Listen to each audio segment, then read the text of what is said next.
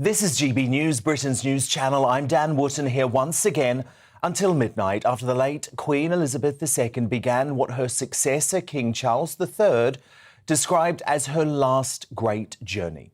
As her coffin, draped in the Scottish royal standard, left her beloved Balmoral on the way to Edinburgh, didn't it all suddenly feel very real? I'll give my thoughts next and pay tribute to one of the unsung members of the royal family, Princess Anne, who was a picture of stoicism as she accompanied her mother on this saddest passage. Tomorrow, the first of the Queen's loyal subjects will be able to say goodbye as she lies in state in the Scottish capital. At 9:20, our resident royal experts, Lady Colin Campbell and Phil Dampier, look ahead as Her Majesty meets her public one last time. At 9:45, the likes of the New York Times and the Washington Post putting the special relationship at risk by dragging colonialism into their anti-British coverage of the Queen. And later in the show, on the 21st anniversary of 9/11, then New York Mayor Rudy Giuliani reveals live how the support of Queen Elizabeth helped him steer America through its darkest days. Don't miss him live at 10:25. Plus, we'll get into the late Queen's humanitarian legacy and how Princess Diana inspired her to become the nation's most personable monarch ever. Tessie Ojo, Chief Executive of the Diana Award, joins me at 9:35. And we'll explore Her Majesty's relationship with religion as well. I'll be joined throughout the night too by my panel of GB News family and royal experts, including Daily Mail columnist Sarah Vine, royal commentator and biographer Angela Levin, former advisor to Boris Johnson and political commentator Tim Montgomery, broadcaster and author Christine Hamilton, conservative commentator Calvin Robinson and the broadcaster Ashley James. But first, let's cross live to Home and Security editor Mark White outside Buckingham Palace on a day where King Charles has been getting on with business despite his grief. Mark? Dan, good evening from Buckingham Palace. Yes, for anyone, a bereavement is so emotionally and physically exhausting. But add to that the official duties, the ceremonial duties that the new king has had to perform over the last couple of days. And again today here at Buckingham Palace, the new monarch was holding an audience with the Secretary General of the Commonwealth, Baroness Patricia Scotland, then followed by an audience with the 14 High Commissioners of the realms, of which, of course, King Charles III is also head of state. Now, we're told that tomorrow he'll be heading to the Houses of Parliament, to Westminster Hall, where there will be another historic occasion as the new monarch addresses both the House of Lords and the House of Commons within Westminster Hall, and Dan, that will be televised all around the world. After that, of course, King Charles and the Queen Consort Camilla will head to RAF Northolt in West London.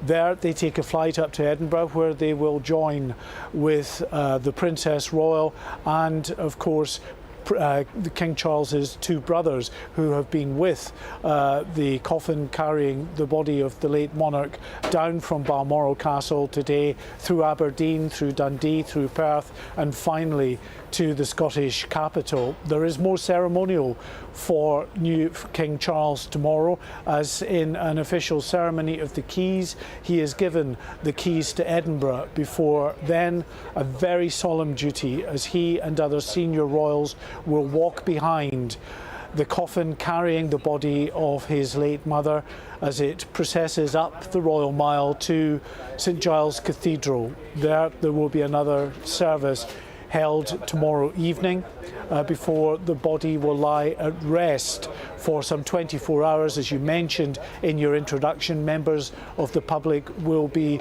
allowed to process through there, to file through and pay their respects. And in addition to that, there will be a pause in the public's access to see the coffin of the late monarch, because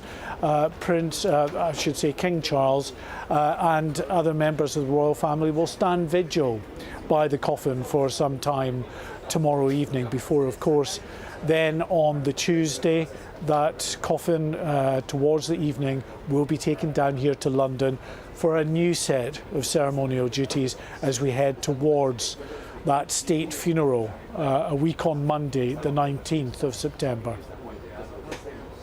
Mark White, our home editor, live from Buckingham Palace. Mark, we'll check in with you throughout the night, because of course we are here until midnight with all the latest coverage of this sad day for the nation. But to sum up everything that's gone down, Rhiannon Jones with the news headlines.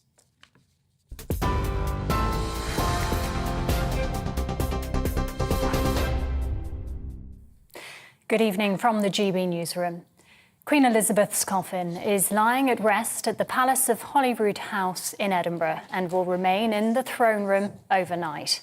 The funeral cortege arrived at the palace late this afternoon after a 6-hour journey from Balmoral Castle. It had left at 10 o'clock this morning, travelling through Aberdeen, Dundee and Perth. Thousands lined the streets to bid Her Majesty farewell and pay their respects, filling the Royal Mile to watch the cortege go past. Members of the public will be able to visit the Queen's coffin from tomorrow, when it's moved to St Giles Cathedral to lay in state. Meanwhile, King Charles III met with various Commonwealth dignitaries today. The new head of the Commonwealth held an audience with its General Secretary Baroness Patricia Scotland at Buckingham Palace. He also hosted High Commissioners from the 14 Commonwealth countries which still regard the monarch as their head of state, as well as the new Foreign Secretary James Cleverly. The King has now officially been proclaimed as sovereign in Scotland, Wales and Northern Ireland. Hip, hooray! Hip, hip, hooray! Hip, hip, hooray! Huge crowds gathered to hear the declarations at Mercat Cross in Edinburgh, at Cardiff Castle and at Hillsborough Castle in Belfast. As is tradition, the King's accession to the throne was first proclaimed at St James's Palace in London yesterday. The new Prince of Wales has pledged to serve the Welsh people with humility and great respect. Prince William has told the First Minister he'd be travelling to the country at the earliest opportunity. Mark Drakeford has wished Prince William every success in his new role. We send our sincerest sympathies to the new King and his family. Our thoughts are with the new Prince and Princess of Wales. We wish them every success in this new chapter in their lives of service.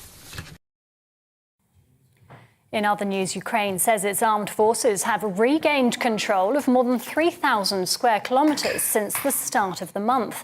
Ukraine's army chief says troops have made major advances in a rapid counter-offensive against Russia. The retreat from the city of Izium has been one of the worst setbacks for Moscow since the start of the invasion. President Volodymyr Zelensky has called it a turning point in the war. And on the 21st anniversary of the September the 11th attacks, US President Joe Biden has paid tribute to those who lost their lives. In his commemoration speech at the Pentagon, President Biden vowed to never give up in the face of terrorist threats. He also referenced a message sent at the time of the attacks from our late Queen. She poignantly reminded us, quote, "Grief is the price we pay for love. Grief is the price we pay for love." Many of us experienced that grief, and you've all experienced it. This is GB News.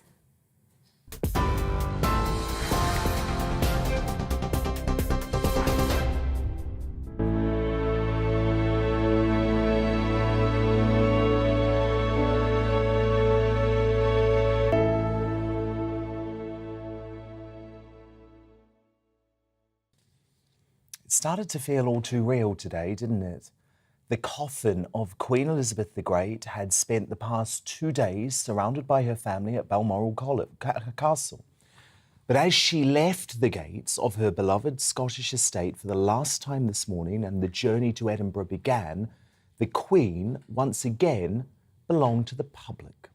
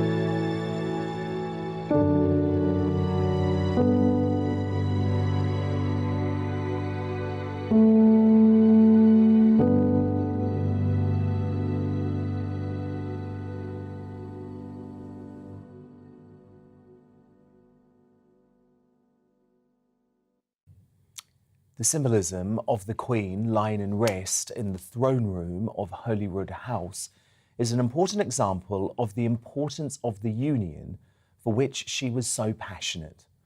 The Queen's immediate family have shone during this period. On Friday, a grieving King Charles III delivered his pitch-perfect tribute for his mother while setting out his stall to become an apolitical monarch to deliver her message. Yesterday, the new heir to the throne and Prince of Wales, William, turned statesman with his ode to the grandmother who had been there for him during his saddest moments and happiest triumphs, while explaining why she provided the perfect example to our generation. Then he was able to achieve the near impossible by reuniting with the wayward Sussexes for a historic joint walkabout at Windsor, following reports Harry and Meghan had been intending to go it alone. His wife, Kate, the new Princess of Wales, shone in her ability to connect with the public in a way not seen since the last Princess of Wales, Diana.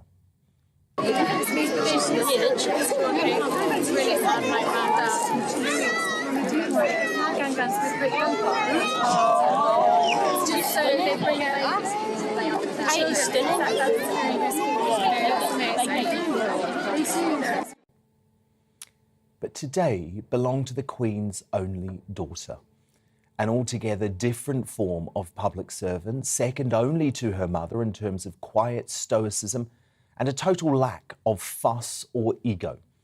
It was Princess Anne who accompanied the Queen's coffin on the long and winding 6-hour journey from Aberdeenshire to Edinburgh throughout the beautiful Scottish countryside in the Royal Bentley. It was Anne who will be with her coffin on its flight to London this week, and it was Anne who was believed to be by her side as her mother died. While there was no reference from Charles to his sister during the King's speech to the nation on Friday night, she must be an imperative part of his slimmed-down monarchy. If the Queen's long working life taught us anything, it's that duty isn't always glamorous. In fact, it's usually not. It's about doing the hard yards. It's about spending time on the road, racking up the engagements, representing those charities, and more often than not, avoiding media coverage. Hard-working Anne, who is 72 years old herself, inherited so many of the traits that made her mother a peerless monarch.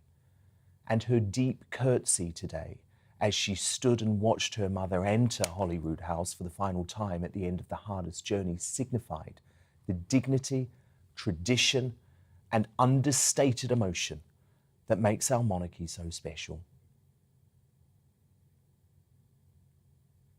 To respond now, I'm joined by an esteemed panel of royal experts and commentators with an unrivalled insight into the monarchy spanning decades. The Star Daily Mail columnist Sarah Vine, former advisor to Boris Johnson and political commentator Tim Montgomery, and the royal commentator and biographer Angela Levin. Sarah Vine, how did you feel today watching those scenes? Well, actually, my mother rang me from Italy to say that it had made her cry because she'd been watching it there. And she said, oh, it's just incredible that all these people have come out and they're all standing on bridges and they're all cheering. I mean, I think there's something rather marvellous about the fact that because she died in Scotland, she's processing home, as it were. Well, not home, but to the south. So she's going to traverse the whole of the country, almost. And it's rather emotional. I mean, the whole thing has been rather emotional ever since Thursday morning when we first heard that something was wrong. It's incredible, really, don't you think? Absolutely. And I think people have been in tears. I mean, the Daily Mail officers were in tears. I mean, we're quite tough cookies, and there were quite a few moist cheeks. It's just really, I think, you know. I know we all know she was very old, but it has come as a total shock, I think, for many of us. Well, it certainly has for me, anyway. Tim Montgomery, it felt real today seeing the coffin, didn't it? It felt incredibly real, and I was actually spent the last 3 days with my mum and dad, and actually we've been watching the cortege, and I think it was very special. As Sarah's just said, no one would have necessarily chosen this particular moment 2 days after a new Prime Minister came to power. But the Queen dying in her beloved Balmoral and then being able to travel through the country she loved so much with her only daughter at her side. And of course, Princess Anne is so associated with Scotland. Yeah. She cheers for Scotland in the rugby, she cheers for Scotland in sports, and for her to be the representative of the Queen at that moment was very beautiful. And I was at a church service this morning, my dad preached, and I think everyone in that church today had a tear in their eye at some point. Some broke down at various points, and it's just been a very moving time for all of us. I can't cope with anyone playing the pipe. The pipes always make me cry instantly. It's just, extraordinary. Angela Levin, what did you make of the scenes today? Well, it was interesting because I was sort of all right. And then when I heard the words hearse and coffin, I just felt absolutely as if I was going to drop on the floor, really. Somehow, hearing those words and seeing it seemed to be such a contradiction to what we expected from Her Majesty. And suddenly you realise that actually that is it, that's final. And it sort of upset me all day, really. But what I thought was very important was the respect that everybody showed along the way. There were no shouts, there were no claps or cheers. People were standing very quietly, and at each of the places that they stopped, everyone behaved with such enormous dignity. And I think that was a wonderful thing to see and showed how much they appreciate her. And the other thing is that, I have lots of friends who are not the least bit interested in the monarchy, and every single one says they've been crying. They've been astonished at themselves. It's been quite extraordinary, and they have felt that they couldn't hold the tears back. And these are quite, strong people, strong-minded people. And it just shows what an extraordinary woman she was and how much she's given to the world. And it's not just here, it's all over the Commonwealth. And people were coming from quite far around Buckingham Palace because they wanted to show their children something, because it was so important, and they wanted to remember her. And the mothers that there started crying at that time. It's quite extraordinary, but it's very warming, actually, as well, because it shows to me, anyway, and I'm a great monarchist, that the monarchy can continue, and they will pass on the feelings towards Prince Charles, because he spoke so well and he wants to continue the way the Queen did it. He'll make some modernisations, but that's slightly different. And you feel that, yes, he does. We know he loves her, and we know he wants to continue what she has done for so long for us. And I think it's made people feel very warm, as we've seen. I mean, you couldn't get anywhere near the palace today. It was absolutely jam-packed. Sarah Vine, how important was it to have Anne in that royal bed? I think Anne is an amazing example of, everything that's good about the monarchy. She's all the good parts of tradition. She's elegant, she's intelligent, she's low key, but she puts in the work. As you said earlier, she really does the hard graft. And I think a lot of people respect her for that and love her for that. She's sort of the opposite of the Duchess of Sussex, really. And and I think having her there, she's quite a calming influence as well. I feel that she's, you sort of feel that you're in good hands if Anne is there. Reliable. Yes, she's very reliable, very solid. Well, in the way that the Queen was. I mean, the great thing about the Queen is she always put everybody at their ease, and I think Anne has that quality as well. And because it's not all about her, and she's very good at keeping it, keeping it as it should be, understated. Quite a lot of humility, I think, Anne, funnily enough. And clearly, I think these whole preparations for this event have been years, if not decades, in the making. And I think we are seeing, in touches like this, with Anne accompanying the Queen today, that finesse, that insight into the dynamics of the royal family. And of course, they couldn't have prepared for the exact scenario we've seen of the Queen dying in Scotland, but there does seem to be a sharing of the duties, that all of the key figures so far are being involved in the right way, and that's moving. It's the right tribute for the Queen, but it also gives me the confidence that the monarchy is in safe hands. The advisors seem to know what they're doing, and let's just hope that the beautiful start that we've seen over these first 2 or 3 days continues up until the funeral in a week's time. Angela Levin, given that we know the Queen was so intimately involved in the planning for everything we're going to see over the next 10 days, do you think it would have been her choice for Anne to have been accompanying her coffin? I think it would have been her choice. She very much wanted, before she died, to tidy everything up. We saw that she, on her first day of her platinum year, she asked for Camilla to be known as Queen Consort rather than Princess Consort. She was very keen to get that done. And I think she managed somehow to hang on to actually meet the new Prime Minister. She obviously wasn't well before. She did not look well when she was with the new Prime Minister, but she wanted to hang on. And I read that Prince William said that she did really want to make sure she wouldn't let anybody down, and she wanted to finish everything off. Well, she couldn't possibly let us down because she's been absolutely amazing for 76 years. But it was very, very moving, and I think she would have organised it. Or maybe even Prince Philip organised it for her, because he was actually very meticulous about these things. She would have probably asked him, and they would have discussed it all together, because he micromanaged his funeral, and I'm sure that he would have helped her manage hers as well. The fact that that is the last image of the Queen, Sarah Vine, that we will ever see, I think is so perfect. Dutiful, obviously, cheeky, looking how we knew her. I mean, it's incredible to think that picture was taken. Yes, I mean, you just do 48 feel, hours before she died. Yeah, you do feel like she really hung on, probably maybe more than was easy for her, you know, to make sure that she'd dotted all the I's and crossed all the T's. And I think she was very determined. Well, I'm told she was very determined to do this one last thing and meet the new Prime Minister, Liz Truss. And I think, I mean, what a moment for Liz as well. Absolutely. I mean, extraordinary. I think she also has left us with the idea of how humorous she is, because I think no one will forget the Paddington Bear marmalade handbag.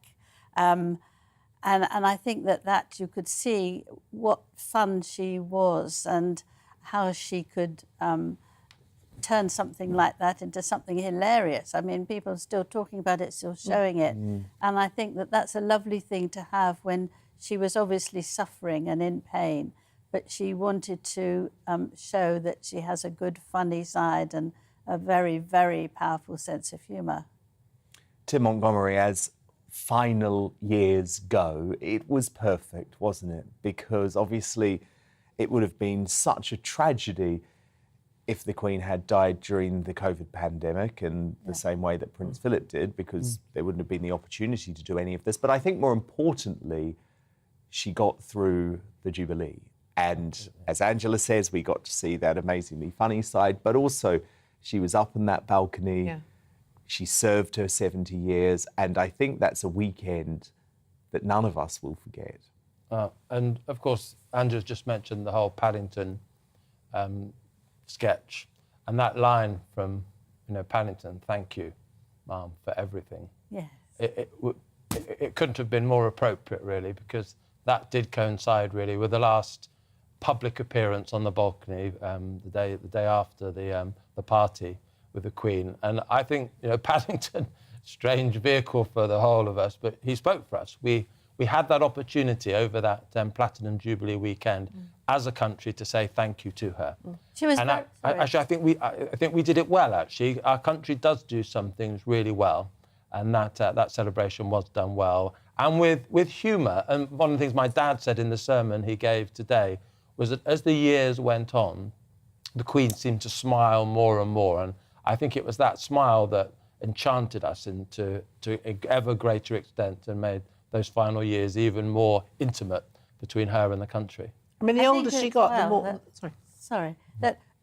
She was astonished by coming up on the balcony on that last Sunday in very, very bright grass green, because she didn't feel well and she wanted to stay at home. And Prince Charles rang her and said, you won't believe how many people are here. You know, try to come. So she did manage it because she thought, you know, people are no longer interested because there's been an anti-monarchy organisation trying to get rid of the royal family. And she was absolutely moved. And you saw she almost shed a tear because she didn't realise that there were so many people there who wanted to congratulate her, who had warmth for her, and were very grateful. See, I'm getting all tearful now. I mean, I think the thing is that at a time like this, when everything feels very unsafe and, you know, insecure, and governments are changing and prime ministers are coming and going, and there's a cost, you know, everything is a bit shaky. Very shaky. Funnily enough, something like the monarchy really comes into its own because it's a constant, you know, and because it's so cleverly sort of, you know, contained by all the pomp and circumstance and all the protocol, you know what's going to happen. It's the one fixed point in people's lives at the moment.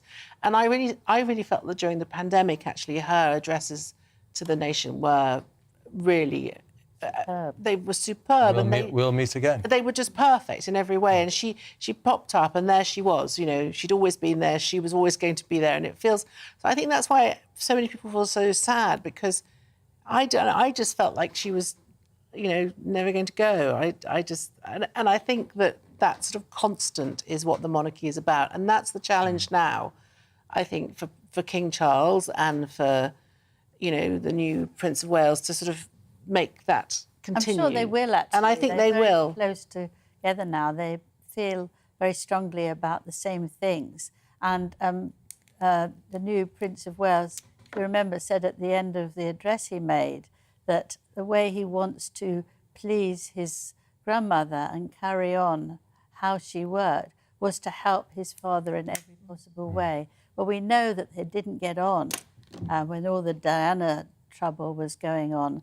They weren't, Prince William didn't want much to do with him, but it shows that actually it's all healed and he does care for him. And I thought it was a very noble comment to make, and a very good one, that one can feel relaxed that there aren't going to be any fights between the king and the heir to the throne. I mean, I think also the consorts are very important in this. I think both Catherine and Camilla are very stabilising influences on, you know, Charles and William. And the great thing about Catherine is that she's obviously helped William reconcile with his father. Yes. You know, get over the sort of, you know, understandable trauma of what happened with his mother and stuff.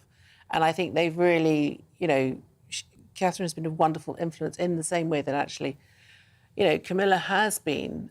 Camilla seems to make Charles happy. Yeah. And above all, we want a happy king, don't we?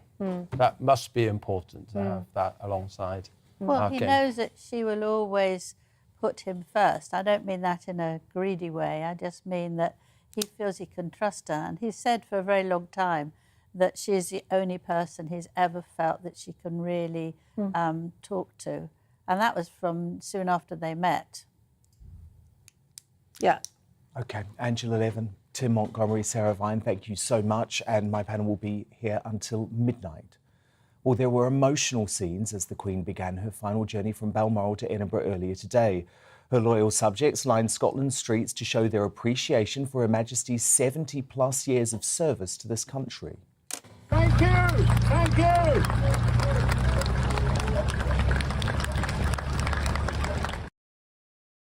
Tonight, Elizabeth II will lie in rest at the Palace of Holyrood House before lying in state in Edinburgh's St Giles Cathedral tomorrow, offering the public the first chance to say a more personal goodbye. Joining me to look ahead to the rest of this most emotional passage are esteemed royal writers Lady Colin Campbell and Phil Dampier. Lady C, what did you make of the scenes today? I thought they were moving and wonderful. You know, did you notice the tractors all lined up as a guard of honour? Just amazing. And, you know, let's not forget the Queen was half Scottish and the Queen loved Scotland. And irrespective of whether people are monarchist or not, I think most Scots actually appreciate the fact that the Queen was a true Scots countrywoman and that she was also completely dedicated to being their head of state. And she was the Queen of Scotland. And I think it's absolutely correct that they showed her their appreciation. I mean, it was very moving, I thought. Yeah, what did you think?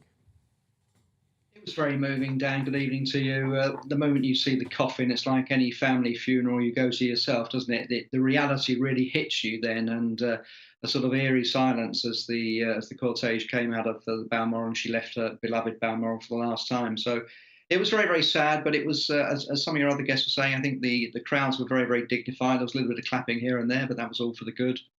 And you're talking about Princess Anne, absolutely fascinating when you think about it. She accompanied her all the way, and I think she's going to be the only person, the only royal on the plane coming back to London.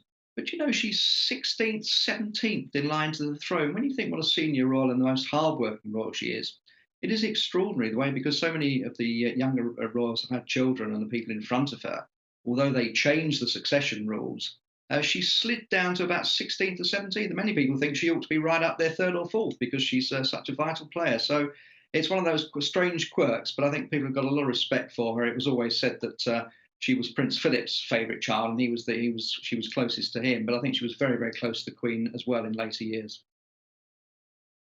Indeed. And what did you make, Lady C, of the role of Princess Anne today?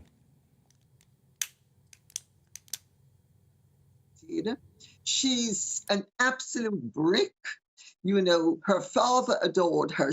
I've always said it, Princess Anne is Prince Philip in skirts. And her father adored her, and her mother adored her. You know, it wasn't just her father. She's a very true, ordinary, down-to-earth, dedicated, no-nonsense, hard-working woman who puts her duty above all else. She's the most hardworking member of the royal family. And it doesn't matter that she's what her position is in the line of succession. She is the Queen's only daughter. She was number 2 child. And she has lived up to being the Princess Royal in a way that is absolutely commendable. You know, you can't fault her ever. And she's totally unglamorous with it, but no nonsense. And people relate to her in a way that they would not necessarily relate to her if she were more glamorous. She's ironic, but I think that. And Phil, this would have been exactly as the Queen wanted today. Yes, it would have been exactly as she wanted. You know, it was 6 hours, wasn't it? It was extraordinary the way it was sort of the route went north to Aberdeen and then down the east coast through her beloved Scotland, the countryside. I mean, it's a fantastic advert for Scottish Tourist Ball, wasn't it? You know, the aerial shots were just stunning, and people were lining up, and it was just beautiful. And it's exactly as she wanted. And of course, it is a bit ironic that if she hadn't died in Scotland, none of that would have happened. But in a strange sort of way, I think it's a good thing that it did. And the Scots were able to share in it to this extent. And obviously tomorrow we've got these big events with the King and the Queen flying up there and the procession down to St Giles Cathedral. And then they'll be standing guard, I think, a sort of vigil before the public are able to file past. So it's going to be another big day tomorrow. They're all big days, aren't they, at the moment? Well, they are. Do we know who's expected, Phil, in Scotland? Which members of the royal family will be there? Well, they're already there, of course, Andrew and the Sussexes and Anne and Tim, of course. So they're already there. So I expect they will be walking with Charles and Camilla. I don't think we'll see William and Kate and Harry and Meghan go up there. I think it'll be the King and Queen joining the royals that are already up there. And Lady C, will the public be able to see via cameras this moment where the members of the royal family are guarding the Queen's coffin? Well, I would rather hope so. You know, if we're not able to see, I think it would be a big misjudgment. I see no reason why we wouldn't be able to see. I mean, we have to wait and see, but I would have thought it's perfectly reasonable that we would be let in. I mean, it is a mark of respect. Isn't it? And Phil, obviously we're going to see quite a social phenomenon, aren't we, over the next few days? The lines in London are expected to stretch for 24 hours long. Do you think there's going to be that same demand in Scotland? Oh yeah, I'm sure there will. We saw the crowds out today, so I'm sure there will be. I think we will see them standing guard. I think the only thing that's going to be private in the next few days is when the body returns to Buckingham Palace, and that will be private in the throne room there where she's overnight. Originally, that was going to be for 2 days, but now that's only going to be for 1, so that there's more time for her to be public. And if the Queen Mother's, when she was lying in Westminster Hall, if that's anything to go by, we saw them standing guard then, and other, of course, military figures, including, believe it or not, at the time, James Blunt, who was still in the army, was one of the people who stood on one of the corners, which was quite extraordinary. But then he went off on his rock career. But no, we're going to have 4 days and 23 hours. People are going to be able to flock past. So it's just a question of joining the end of the queue, really. So this is living history, Lady C. It certainly is. I mean, it absolutely is. When you stop to think, we have had to wait 70 years for something like this. And I think we are all very privileged. And you know what I found very interesting and had struck me time and again in the last few days? The beauty of monarchy is that it connects the past to the future via the present. And it's very uplifting, So the Queen is dead, the King is proclaimed, the ceremonial has meaning, but it's also very spiritually uplifting.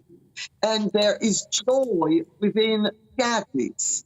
I think the whole business of monarchy, constitutional monarchy, I must emphasize, shows yet again that it really is the absolutely best form of government, because it is unifying in a way and uplifting in a way that Republican systems are not, because they are party political. Do you agree with that, Phil? Charles this afternoon was hosting high commissioners from all of the other 14 countries that he's still head of state of. It's Australia, New Zealand, Canada, Jamaica, and all the others. And of course, even met people from Antigua and Barbuda who've made it fairly clear that they want to ditch the monarchy within the next 3 years. And of course, Barbados did it last year, which I always thought was rather sad. I think they could have waited till the Queen died. And they did it without a referendum, which I think was a bit of poor form. But I'm sure in 10 years' time, quite a few of these countries won't have King Charles as their head of state. But he's made it clear, as the Queen has, that it's entirely a matter for them. It's going to be absolutely fascinating to see which countries hold referendums and what the results are. And I think in some of them it's going to be a lot closer than perhaps some of the politicians think. I mean, the Australian Prime Minister, Anthony Albanese, has already put it off, saying he's not going to have one in his first term. So maybe he fears that there might be a sort of surge in popularity for Charles, and he might misjudge it. So he's going to leave it for a bit. As a Jamaican, because of course I'm Jamaican and I'm in touch with the West Indian community and the High Commissioners. And I have to tell you, there is a lot more support for the monarchy amongst moderate West Indians than people realize.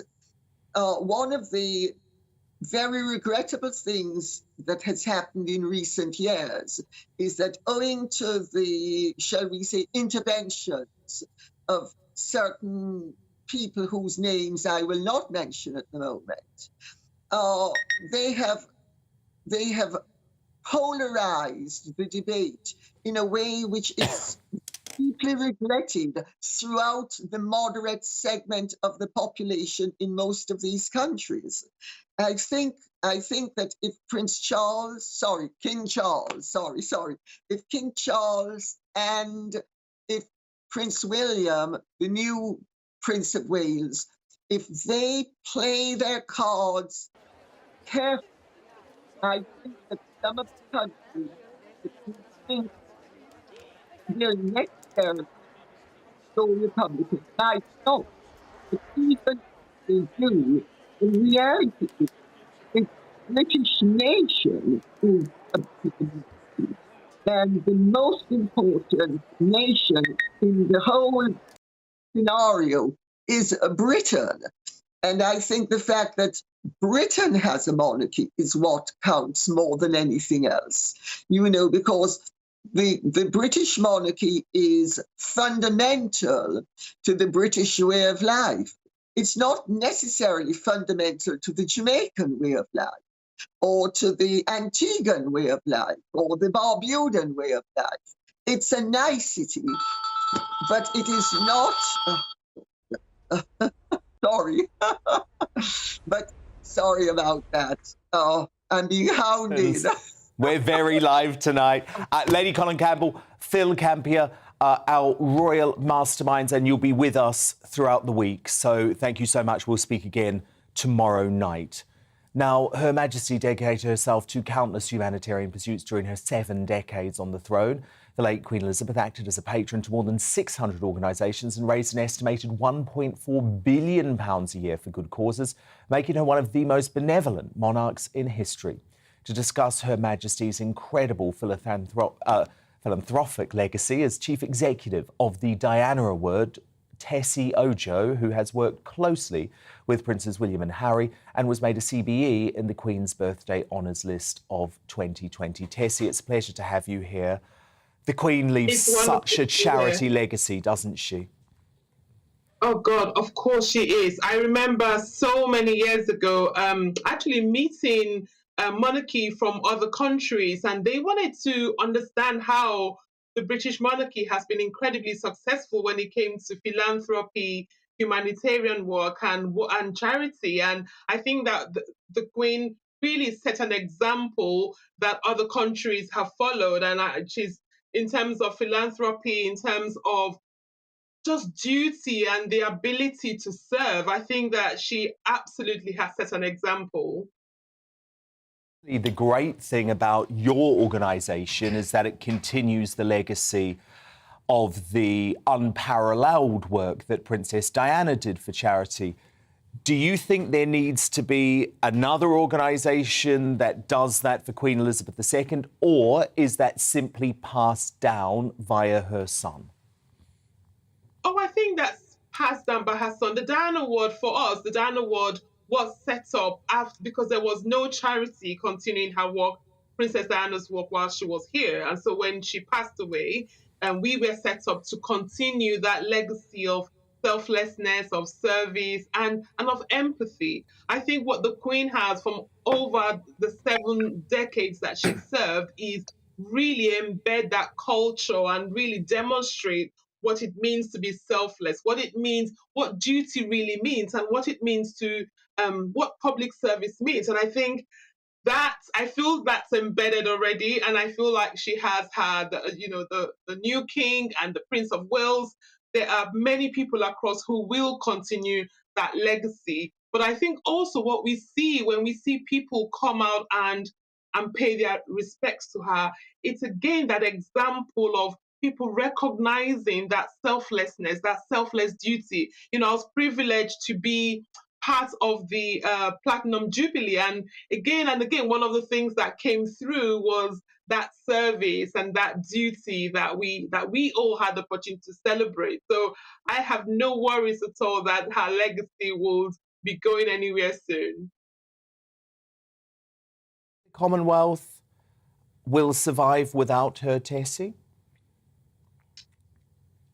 I think that's a whole different topic in terms of what would happen with the Commonwealth. And I think that's completely up to different countries to decide. I think some of your speakers earlier were talking about that. I think that's something that countries will have to decide. But I think that across the world, there is something about, over the last 70 years, we've seen contemporary leaders fail and fall. I feel like we have almost an absence of stability when it comes to leadership. And I think one of the things that the Queen has demonstrated over these years is the thing that people keep talking about, the stability, firstly, but also what what it means to be a compassionate leader, what it means to be to show empathy. I remember over the pandemic, every time one of the few times she came up to give a speech, that ability to offer hope when everyone else is in crisis is something that doesn't matter if you're whatever your belief around the institution of monarchy is.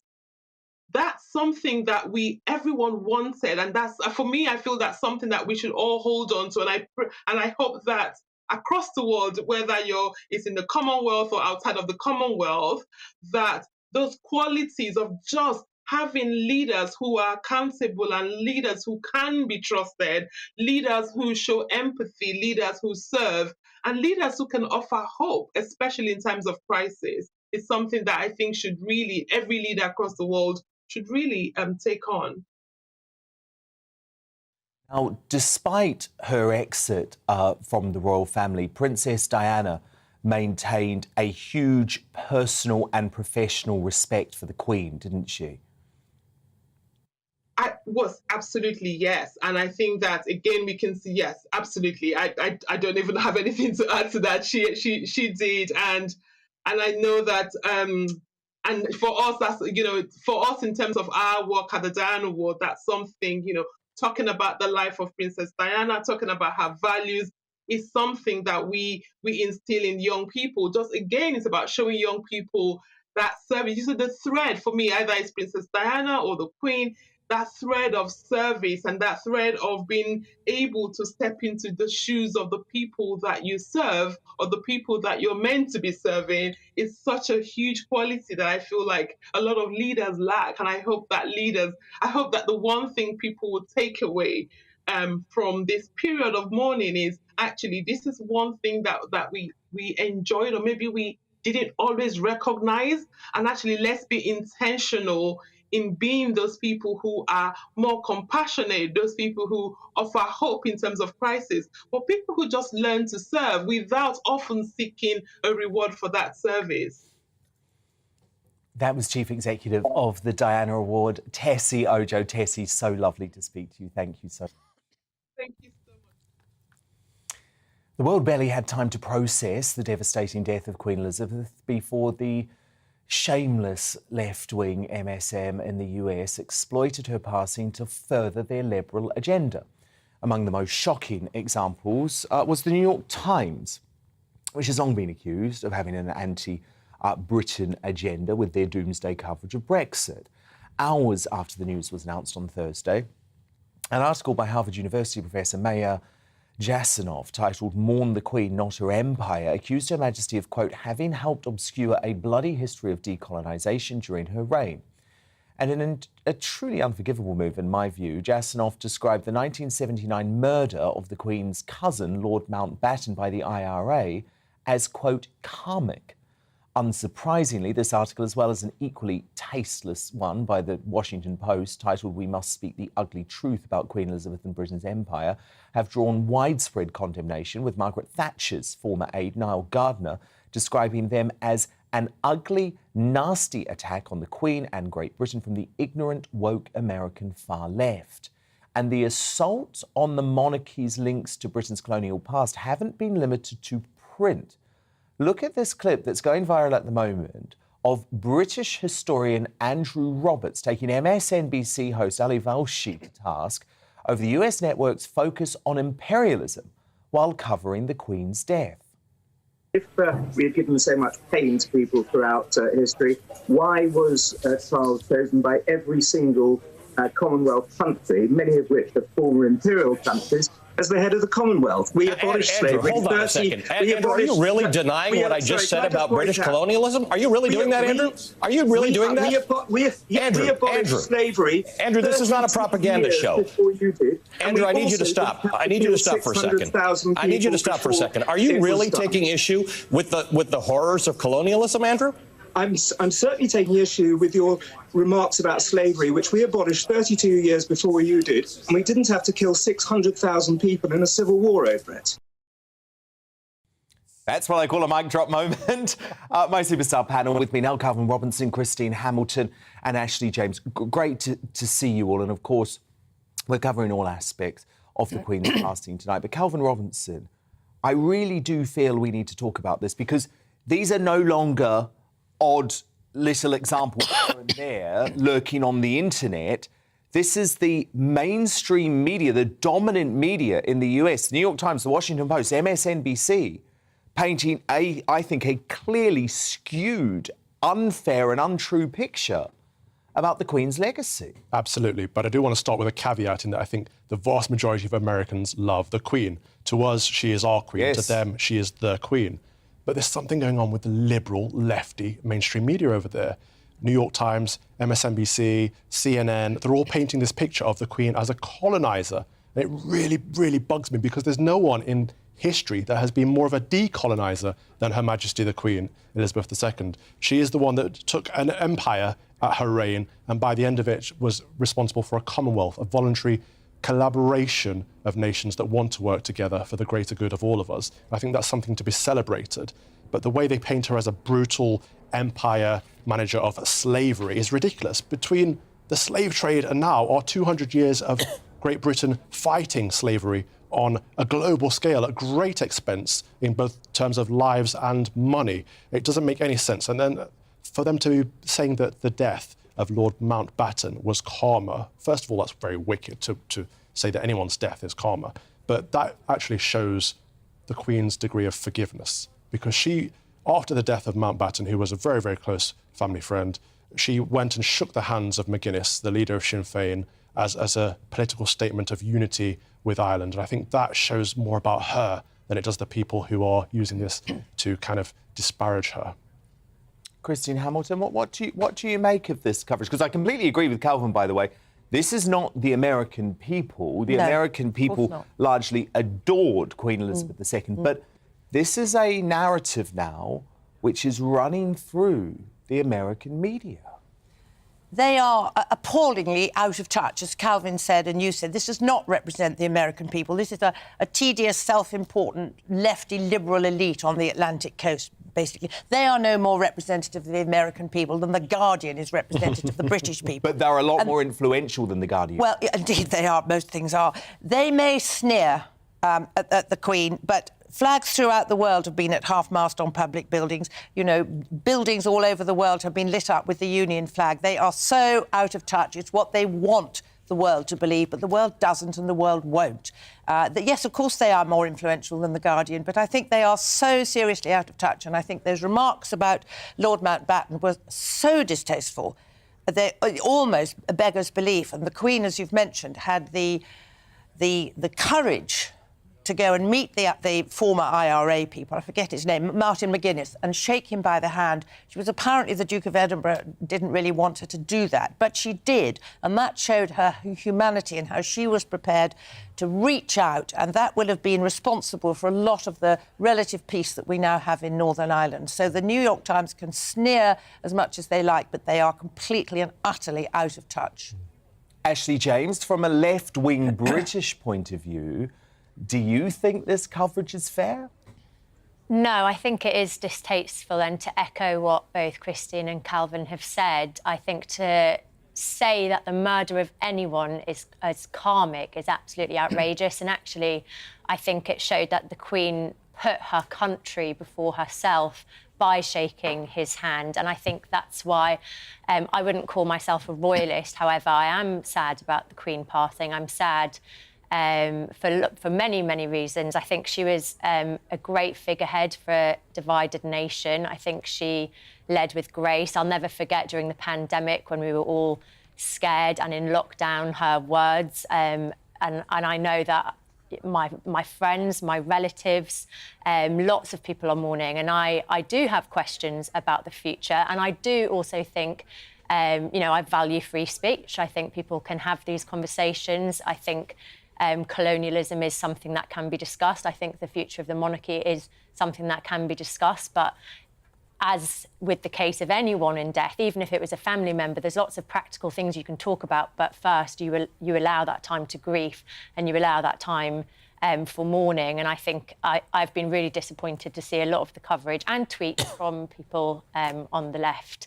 The thing is, Calvin, I'm a free speech fundamentalist. My question here is not whether these conversations should be able to be had, whether these opinions should be able to be expressed. It's about factuality. And to suggest that somehow the Queen was responsible for a lot of the terrible things that took place during the course of the British Empire, and to suggest that the British Empire was a force for bad, well, it's just historically inaccurate. And I think what's been completely missed in the whole conversation, Calvin, I have seen very little of this talk anywhere, is the fact that the Queen was the great moderniser. She is the person who reinvented the British Empire and transformed it into the Commonwealth. Yes, but they're not interested in facts, are they? No. That MSNBC reporter was being challenged by a historian and rebuted him, didn't want to hear it. But this is the problem. It's this new original sin. Well, he described it as propaganda. Well, indeed. But how is the Queen being held responsible for the actions of her forebears? It's the new original sin of whiteness. It's something that you are either overtly or covertly racist because you're white, and you cannot get past that. There's no forgiveness, there's no repentance. It's a bonkers idea that the liberal left have adopted as a way of being seen as anti-racist, and that's what we're seeing from the left in America, and it's been imported over here too. You're so right, Calvin. And Christine, what's so interesting to me about this is that they go down this path because they want to keep talking about the Queen.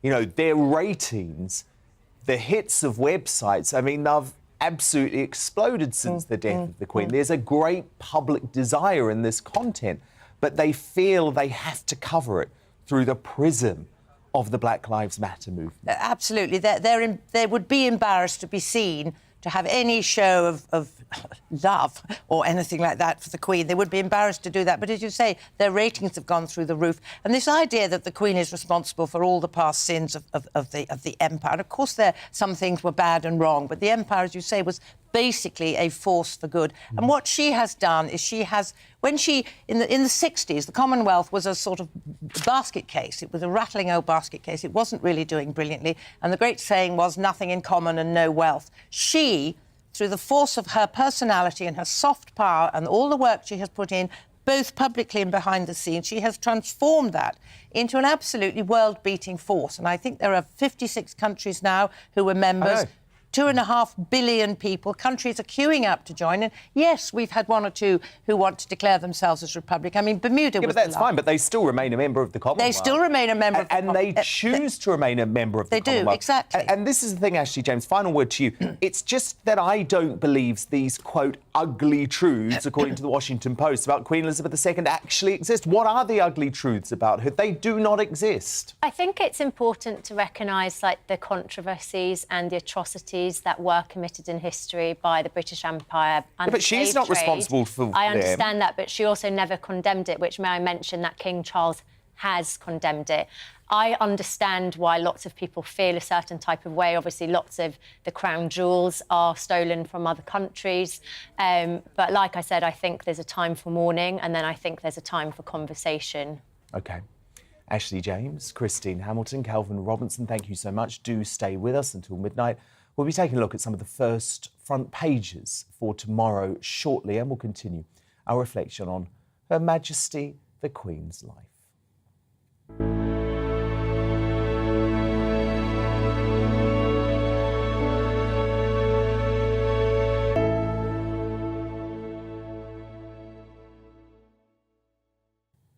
I'm Dan Wootton. This is GB News, Britain's news channel, taking you through until midnight on a day when, for me at least, it all suddenly became real. My panel of favourite GB News family members and royal experts will break down some of the biggest headlines and talking points after the Queen began her final journey. Joining me tonight, Daily Mail columnist Sarah Vine, writer Angela Levin, former advisor to Boris Johnson and political commentator Tim Montgomery, author and media personality Christine Hamilton, Conservative commentator the Reverend Calvin Robinson, and broadcaster Ashley James. At a moment of national tragedy, our friends in the US reflect on the darkest day in their history 21 years ago. Former New York Mayor Rudy Giuliani joins me live to discuss how the support of our Queen helped America heal after 9/11 and spawned one of the most poignant quotes of her long life. As officials refuse to say whether Harry and Meghan's children, Archie and Lilibet, will be known as Prince and Princess, as is their right as grandchildren of the King, should the Sussexes accept their titles after their criticism of the monarchy? We'll debate that next. and it's a real-life royal fairy tale. She started off as the other woman, now she's Queen Consort. But how will Camilla's role change now her beloved husband is king? That's at 10:40.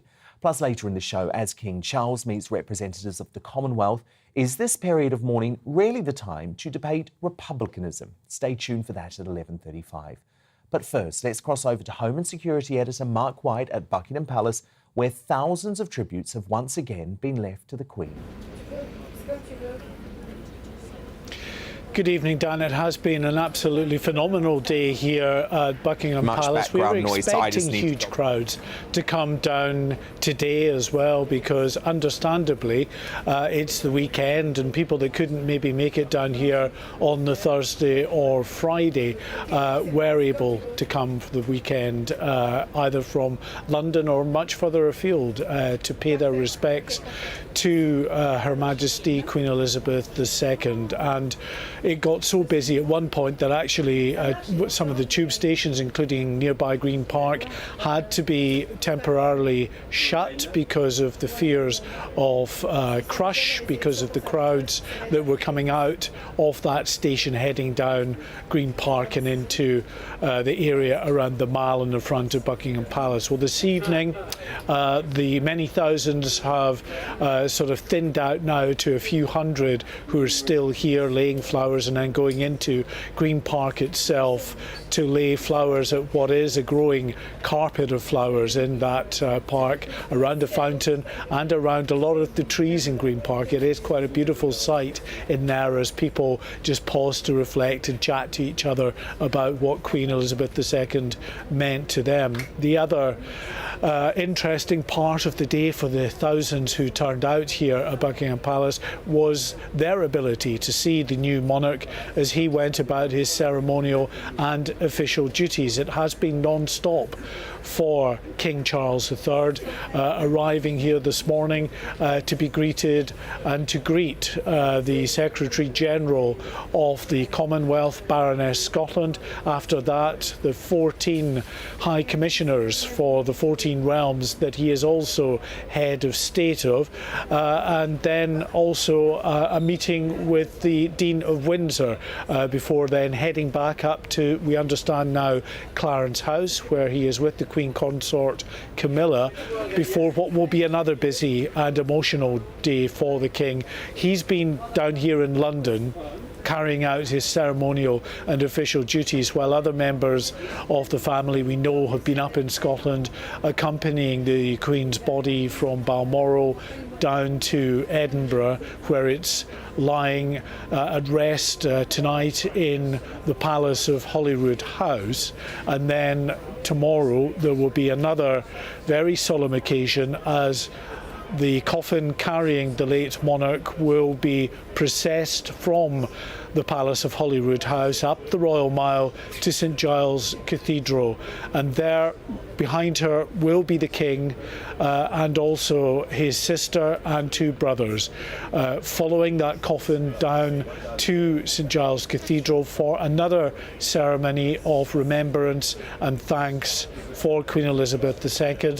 And then after that, while some members of the public will be allowed in to file past the coffin, there will be a pause for another solemn occasion where the King and other senior royals will stand vigil at the late Queen's coffin for a while before then the resumption of the public event will open, as members of the public will be able again to file past the coffin and pay their respects to Her Majesty Queen Elizabeth II. And then after that, of course, we know, Dan, the next again day, on the Tuesday evening, the coffin will be flown down to London, and the ceremony here in London relating to the events around the funeral of Queen Elizabeth II will take place throughout this week ahead, and that promises to be very emotional as well, as we get on the Wednesday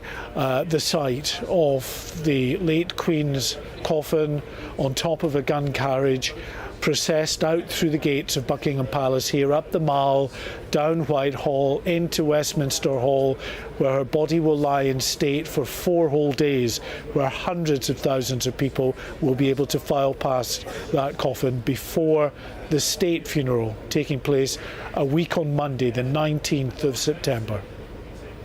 Mark White, our home editor, live at Buckingham Palace. Thank you so much, Mark. We're here until midnight with all of the latest coverage of another sad day for the nation. To wrap it all up, the news with Rhiannon Jones.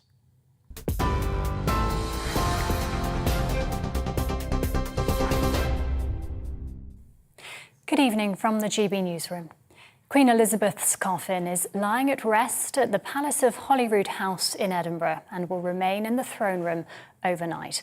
The funeral cortege arrived at the palace late this afternoon after a 6-hour journey from Balmoral Castle. It had left at 10 o'clock this morning, travelling through Aberdeen, Dundee and Perth. Thousands lined the streets to bid Her Majesty farewell and pay their respects, filling the Royal Mile to watch the cortege go past.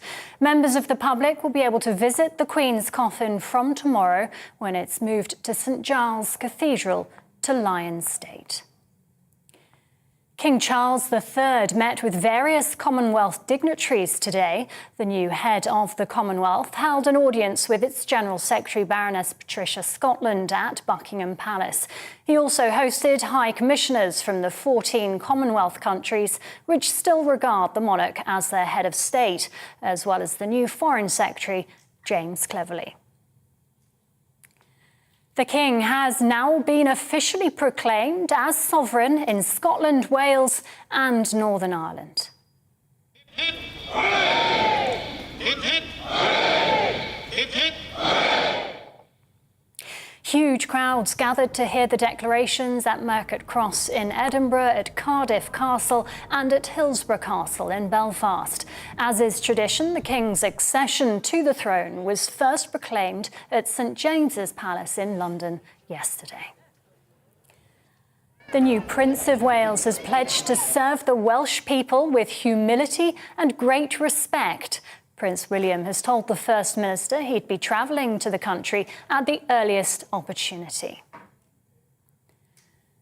The Prime Minister of Antigua and Barbuda has said he'll call for a referendum on becoming a republic within 3 years. The Caribbean country is one of 14 nations to retain the British monarch as its head of state. Prime Minister Gaston Brown signed a document confirming King Charles III, but minutes later said he will push for a republic referendum. In other news, Ukraine says its armed forces have regained control of more than 3,000 square kilometres since the start of the month. Ukraine's army chief says troops have made major advances in a rapid counter-offensive against Russia. The retreat from the city of Izium has been one of the worst setbacks for Moscow since the start of the invasion. President Volodymyr Zelensky has called it a turning point in the war. On the 21st anniversary of the September the 11th attacks, the US president has paid tribute to those who lost their lives.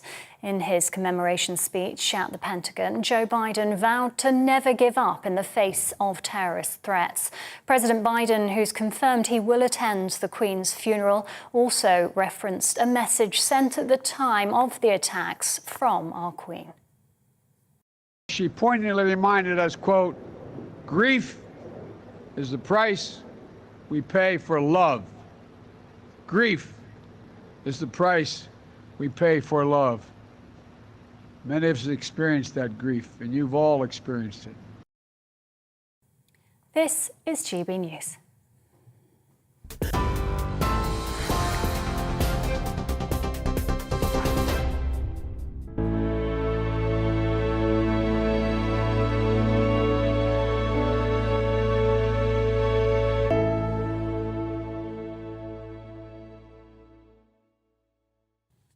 It's time now to take a first look at tomorrow's historic newspaper front pages. Queen begins her final journey is the Independent's headline. Thousands of people line the streets to pay their last respects as the coffin is taken to Edinburgh. Queen's saddest journey begins, says the Daily Express. The Eye leads with Queen's final journey begins. Tomorrow, the King and senior royals will lead the procession to St Giles Cathedral in Edinburgh, where she will rest for 24 hours. The Mirror leads with the final image of the final journey home for the Queen. The Daily Telegraph also says her last great journey. King's words to the nation resonate with the people of Scotland lining the roads to pay their respects.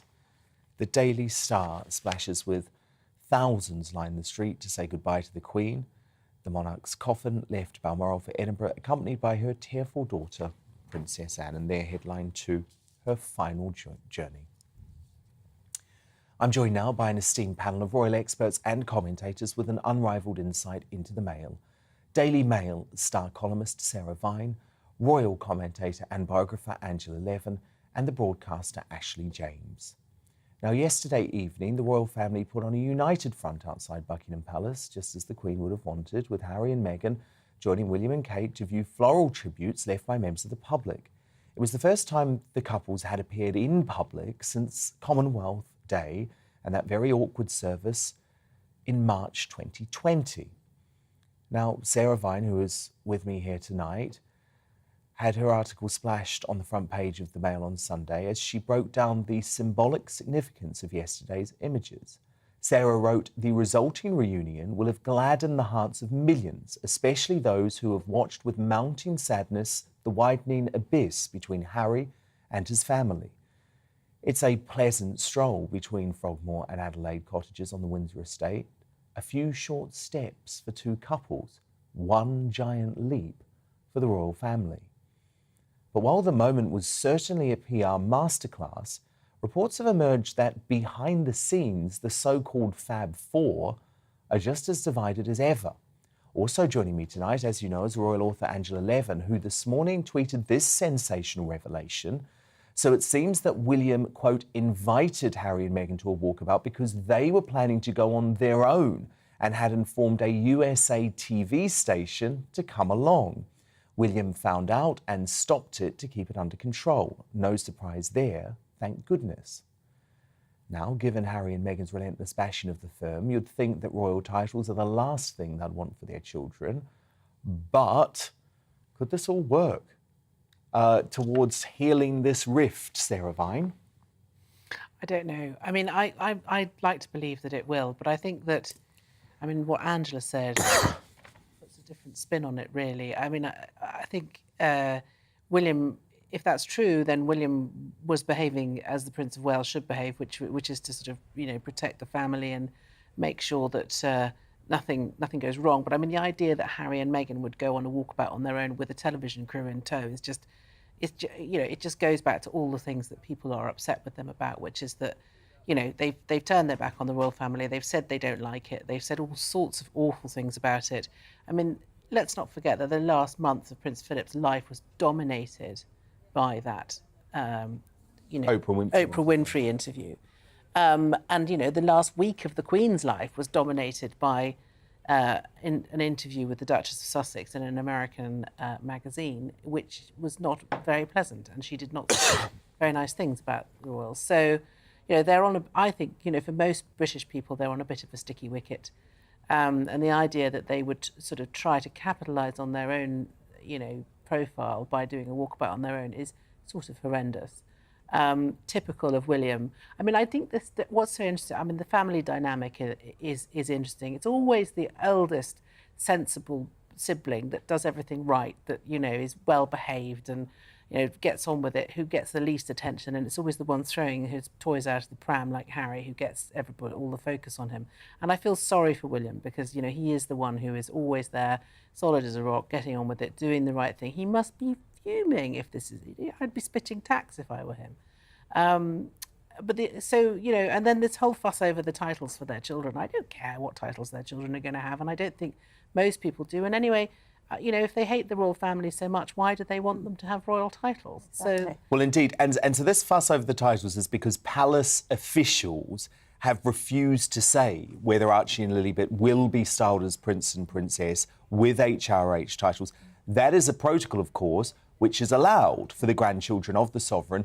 But Sarah, remember in that Oprah Winfrey interview, Meghan claimed there was some sort of conspiracy to stop Archie and Lilibet receiving their... I mean, I just think they're 1 and 3. It's you know, in the grand scheme of things, it's completely irrelevant at this stage, and it's absurd to be trying to steal the limelight. I mean, the Queen's death is not an opportunity for the Duchess of Sussex to promote herself. No. I mean, although one day, I guess they might want to be involved in the royal family, Archie and Lily, but we don't know, do we? But look, Angela Levin, tell me what you know, because this was a big revelation this morning from you. Well, I was told that. I don't know if it's 100% accurate, but I wouldn't put it past them, because especially Meghan, because she always seems to take cameras with her. She did that when there was a tragedy in America, and she just arrived with several cameras and went around looking at all the markings for graves, and with a cameraman following her. I think she finds it very hard to separate what is acceptable and what isn't. But I think it made me very cross to see them walking round. They look very awkward. Catherine, who is the most generous and warm woman, she was walking quite a way distant from William, which took her further away from Meghan. And Meghan was very twitchy and looked uncomfortable, and I'm not surprised. I mean, she doesn't have a sense of duty. She doesn't have a sense of giving her work to help the royal family. Her concentration is on me, me, me. We've seen that every time she does a podcast. She talks just about herself. So it's very hard for her to understand the royal family, which is difficult to understand for me, because she's got a good brain, but she took nothing in of her time within the royal family. Harry told me when I was interviewing him for my biography of him that he spent a lot of time describing everything, the things you can do and the protocols, and helping her as much as he possibly can. Well, she didn't seem to take any of it in, or she wasn't interested. I don't know which one she chose. But you can't actually come back into the royal family if you don't understand that you are not number one, and that she made the mistake of thinking that the aides were there to promote her career. Well, I don't know how she understood that, but that's completely wrong and irrelevant, because you're serving, you're helping the Queen, and now it'll be helping the King. It's not actually going off at a tangent and making yourself even more money. Also, I can't imagine that they will not use their royal titles for commercial gain. I mean, the Queen asked Harry not to do that when they left in 2020, and he agreed not to do that. They've taken zero notice of it. So I don't see how you really want to salvage a couple who feels so bad about them. I understand that emotionally, and because they're brothers and they had a unique closeness, because very, very few people would have their mother die when they were very young, and that exposed to the whole world. Horrific. So they understood that. Also, as young children, they couldn't go and spend days or overnight sleepovers with their friends unless the protection officers came and examined the whole home and stayed there as well. So that was very awkward to them. So they had this huge bond, but I think it's smashed, and you can't trust them because you don't know that they won't go and tell some magazine or... Exactly, and it seems like the move from William was just to calm things down this week so that the attention is not taken away from the Queen. By the way, Angela, just referring to something you said earlier in your answer, it was really interesting. If you look closely at the clips, and I have tweeted one of them actually, there is a moment where Meghan is in a very testy exchange with one of those royal aides, because again, she's used to doing things in a different way. The aide is up trying to help her take the flowers, and she's not happy about it, and she snaps and then realises, oh my goodness, I'm on camera. And I thought that was quite a telling moment. Very much so. You see, she can't help that. She's so geared up to be like that. Well, it's the Hollywood actress in her, isn't it? Yes, but the actress didn't come in till the last sort of 20 seconds, which was a bit too late to prove that you didn't really mean to snap. You meant to smile nicely. You know, that was a bit of a mess. But she is who she is, and if Harry's happy with her, then that's absolutely fine. But I think that it would really help the monastery go down the drain if she came back within the family. Ashley, James, what do you make of what's gone on with Harry and Meghan and Kate and Wills over the past 24 hours? I thought it was a great show of unity, particularly because we know that there is family tensions there. And again, I agree with that. It's showing that they're putting the Queen, their grandmother, ahead of personal reasons. And I'm actually quite shocked at everything that I'm hearing, the fact that Meghan's stealing the limelight. We've seen everybody step out. And it's interesting to me that in a 48-hour period, on one publication alone, there were 15 negative stories about Meghan. So how can you say it should be about the Queen and we should be respectful to the Queen, but in the same breath also be writing about Meghan, the Queen's grandson's wife? And, earlier I was just saying how I think it's disrespectful of the left to talk about colonialism and the empire because we're in a period of mourning, and I would echo that with all the anti-Harry and Meghan sentiment as well. And in regards to their titles, it's interesting that there's been no negative press about Prince Andrew, despite the quite serious allegations about him, and there's no talk about Princess Eugenie and Beatrice or Sarah, the Duchess of York, having their titles removed. And actually, you're entitled to retain your title under the letters of patent. So, there is no reason that Lilibet and Archie shouldn't have their title. Why would they want to give the title well, they to might their not, children, we don't given know, that and they seem so opposed It's all to the speculation, and I'm seeing lots of speculation, just like, Angela, you've just said, you don't know if it's true or not. If Meghan and Harry were going to invite a camera, just like although it's not another speculation journalist about the titles, actually, because the royal family officially published the new line of succession, and Archie and Lilibet were left titleless.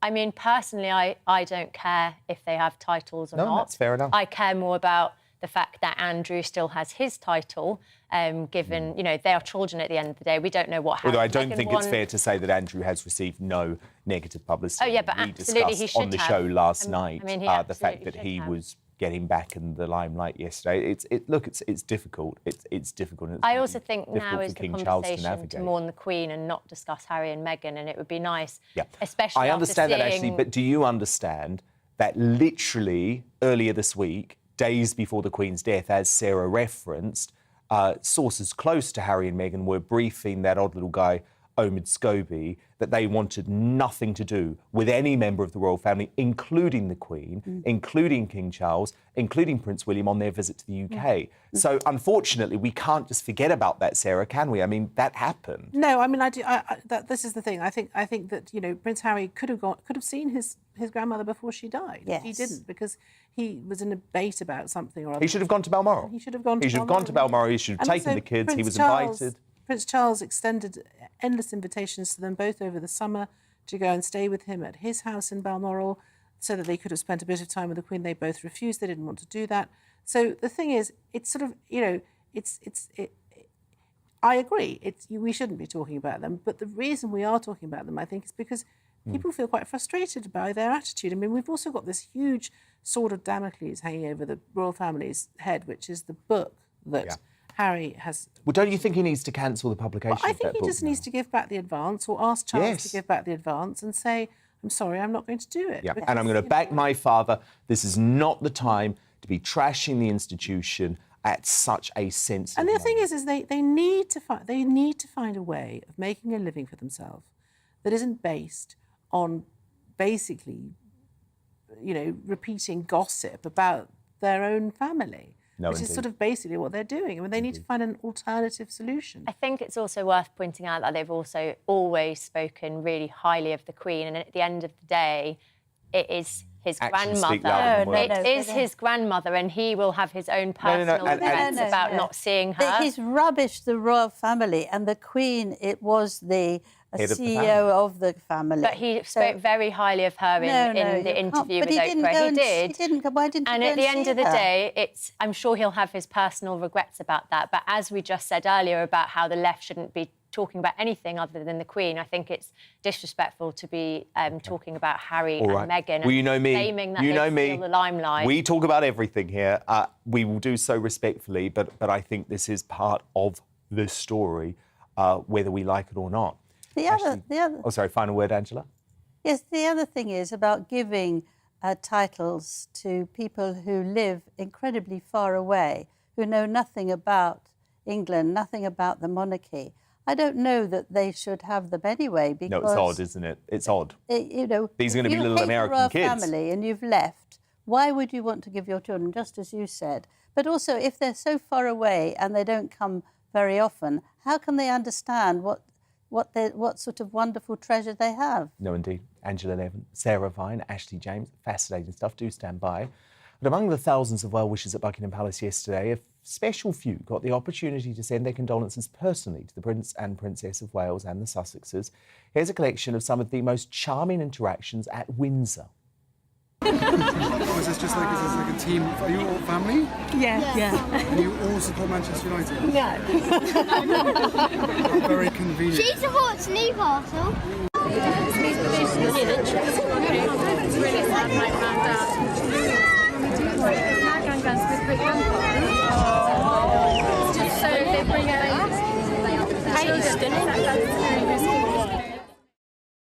Just absolutely delightful stuff.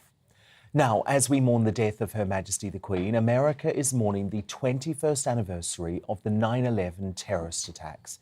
Today, New York has been at the centre of remembrance ceremonies as Americans pay tribute to their fallen victims. It was in the aftermath of that terrible atrocity that the Queen delivered one of the most famous quotes of her long reign, uttering the immortal words, "But nothing that can be said can begin to take away from the anguish and pain of these moments.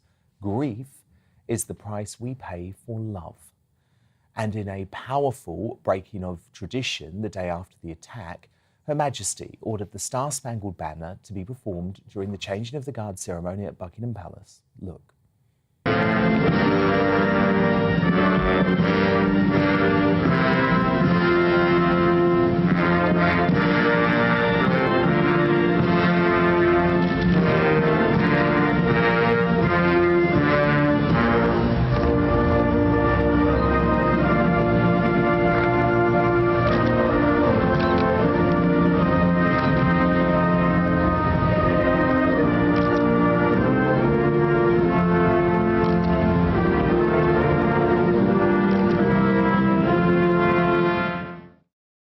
Now, no one is more connected with the events of that harrowing day than the former mayor of New York, Rudy Giuliani, who just was able to pull the city together. I'm delighted to say that Mayor Giuliani joins me today. Rudy, look, I know, firstly, today is incredibly difficult for you, so thank you so much for sharing your time. Of course, 21 years ago, this was one of the darkest periods for New York. How much did it mean to you when you heard that quite incredible statement from the Queen of England? Oh, my goodness. I don't know that I can adequately describe, if you haven't been through an experience like that, what it meant.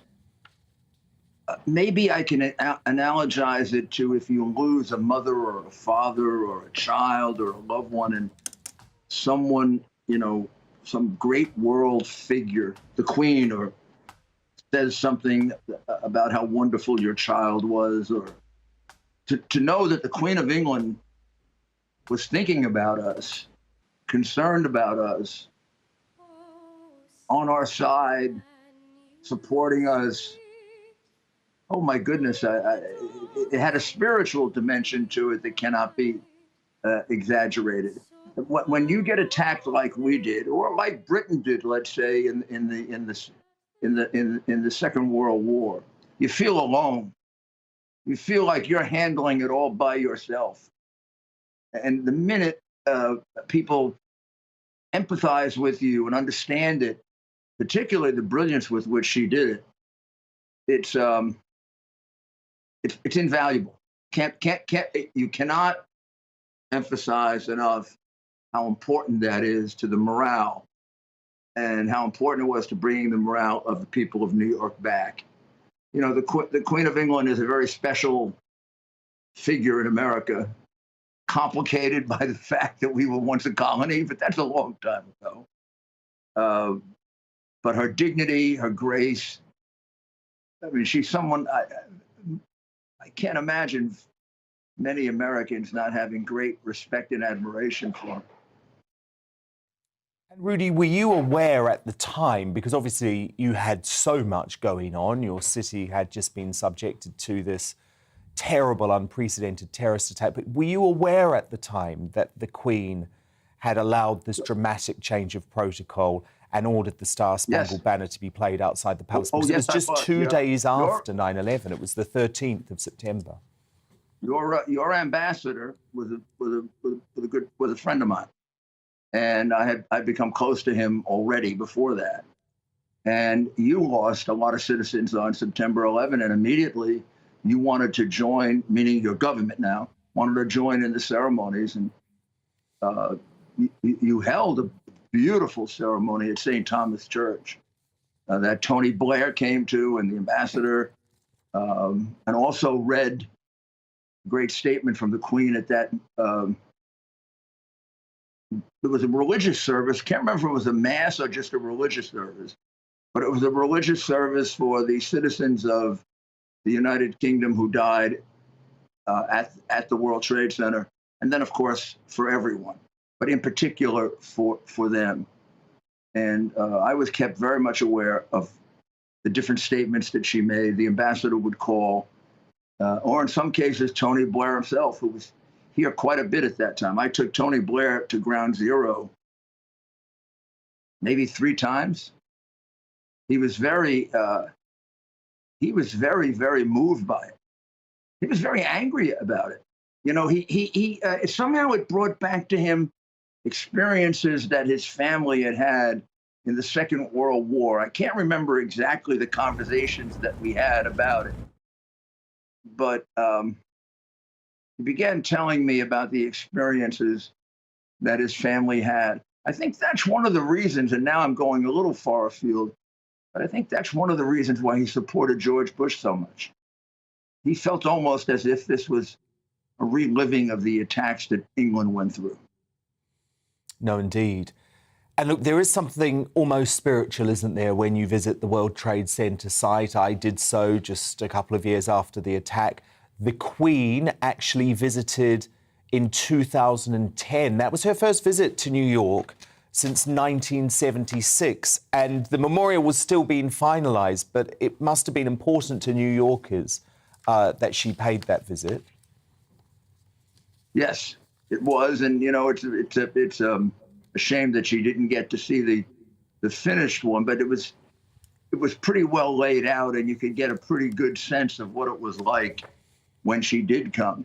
But, you know, of course, when Tony Blair came, one of the things that happened with most people that got to see the site in comparison to what they saw on television, it was much bigger.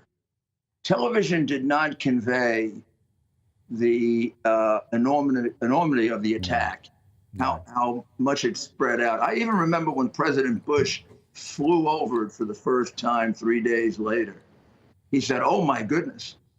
And I knew what he was reacting to was, this was so much bigger than what he had seen on television. And I remember there was a particular bond, I think, with the people of England because of first of all, because of the time that Prime Minister Blair spent with us, because of the fact that the Queen singled us out for both statement, the Star Spangled Banner, and also because in my own mind, I analogized it quite a bit to the Battle of Britain as a way of finding courage to get through it. Indeed. And of course, it was in February, the February after the attacks, that the Queen actually invited you to London and you accepted an honorary knighthood, which I believe you did on behalf of all New Yorkers. I did. I told the Queen when she gave it to me that I felt unworthy, but that I felt that I should accept it on behalf of all New Yorkers because I stood on the shoulders of giants, and she told me that is the way every great leader feels. I thought that was beautiful. She also thanked me for the comments that I made about Winston Churchill, which I thought was quite remarkable that she knew that. Yeah. That I had made. Winston Churchill has always been a hero of mine, and I've read virtually everything about him. But it is true that the night of September 11, when I went home, I read a very recent biography specifically about the Battle of Britain so that I could pick up some advice on how to act with my people.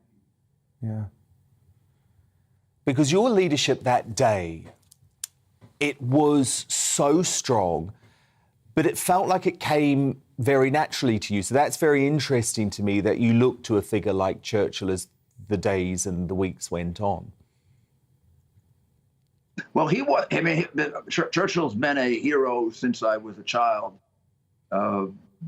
My big heroes are Churchill and Ronald Reagan, and I have great love and admiration for England. I understand, as a lawyer, I understand how much we owe to our background, our background as an Anglo background.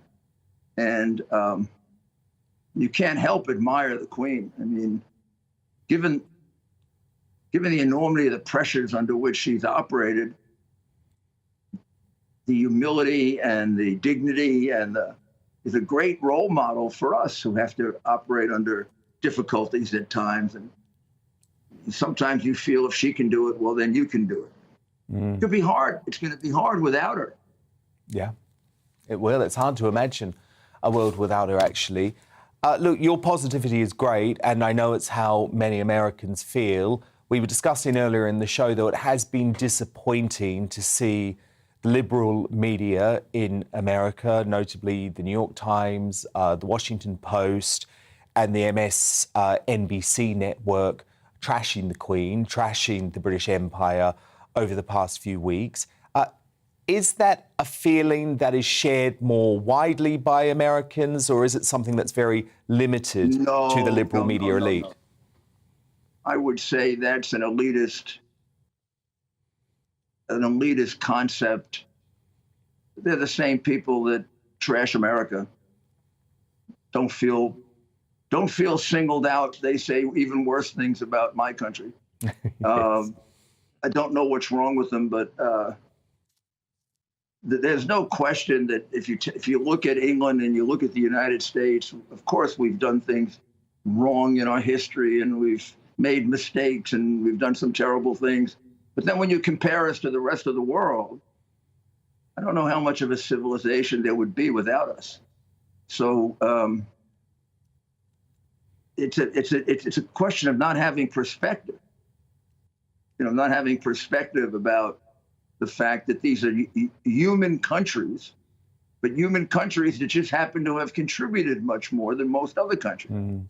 And that's if you're going to be a honest interpreter of history, that's just a plain honest judgment. And there are people that are uncomfortable with that. I don't know exactly why that is. But I would say the vast majority of Americans, even those who probably don't agree with the monarchy, right? We have a different form of government, find the Queen to be an exceptionally admirable person and to have played a very, very important role in history. No, indeed. As did you on 9/11. So looking back 21 years, Mayor Giuliani, I know it is emotional for you, but what was it that managed to get you through when you first learned of the attacks on the World Trade Center? It's going to sound an awful lot like what I've been hearing in the documentaries about the Queen, most of which, in fact, every single one I've watched in the United States were extremely favorable. Maybe I just missed those other stations. A sense of duty. It was my job. I took an oath of office to guide the people of the city of New York, to be their leader. And whether I felt strong or I didn't, whether I felt able to communicate or not, I had to. I didn't have a choice. It was my duty. What would happen to my city if I didn't? I'm sure there were times, I surely don't want to analogize myself to the Queen, but I'm sure there were times when the Queen said to herself, if I don't act in a certain way, what's going to happen to my country? Even though I don't feel that way, even though it hurts, even though if I were just an ordinary human being, I'd react differently. I remember when I was first told that some of my closest friends had died. Normally, if it were just me as a human being, I'd probably go in a room and cry. I couldn't do that. If I went in the room and cried, the whole city would have gone in the room and cried. So I had to stand there and accept it and say to myself, I'll think about that tomorrow. Today, I'm thinking about what's the best way to get out of this terrible situation. How do I give my people hope? How do I get them to look up and realize this is not going to last forever? Reminds me of the statements that she made about coronavirus. Yeah. When things were quite bad in your country with the prime minister in the hospital and rather ill. Basically just saying to people, there's going to be another day. We're going to get beyond this. That's so extraordinarily helpful because it's true. And you need that perspective. And some people who are leaders are capable of controlling their emotions and being able to give that perspective. And some other people can't do that. No, indeed. Beautifully put. Look, I know it's a very tough day for you. We're all thinking of New Yorkers today. We were all New Yorkers on 9/11, and we're also thinking of the Queen. So thank you so much for joining us to pay tribute. Rudy Giuliani, of course, Mayor of New York during the 9/11 attacks 21 years ago today. Just unbelievable. Let's take a look at some more of tomorrow's historic newspaper front pages now. The Times leads with a picture of the Queen's coffin being carried as Her Majesty's final journey begins. Nicola Sturgeon says Scotland was special to the Queen and she was special to Scotland. Part of us goes out with her is the sentiment on the front page of The Guardian. That's referring to a column by Jeanette Winterston. Of course, they also lead, though, on a very important story. Russia launches revenge attacks as Ukraine offensive gathers pace. Big developments in the war. Over to the Daily Mail. After the saddest journey, now it's the long goodbye. The Daily Mail says the Queen left to morning birdsong, the mute sobs of her devoted Balmoral staff, and Glenn Gelder, a favourite lament played by a lone piper. Plus, this is going to be one to read from Richard Kay. Can't wait for this. Revealed bombshell text that sparked an unexpected show of family unity, referring, of course, to that surprise walkabout yesterday between William and Kate and Harry and Meghan.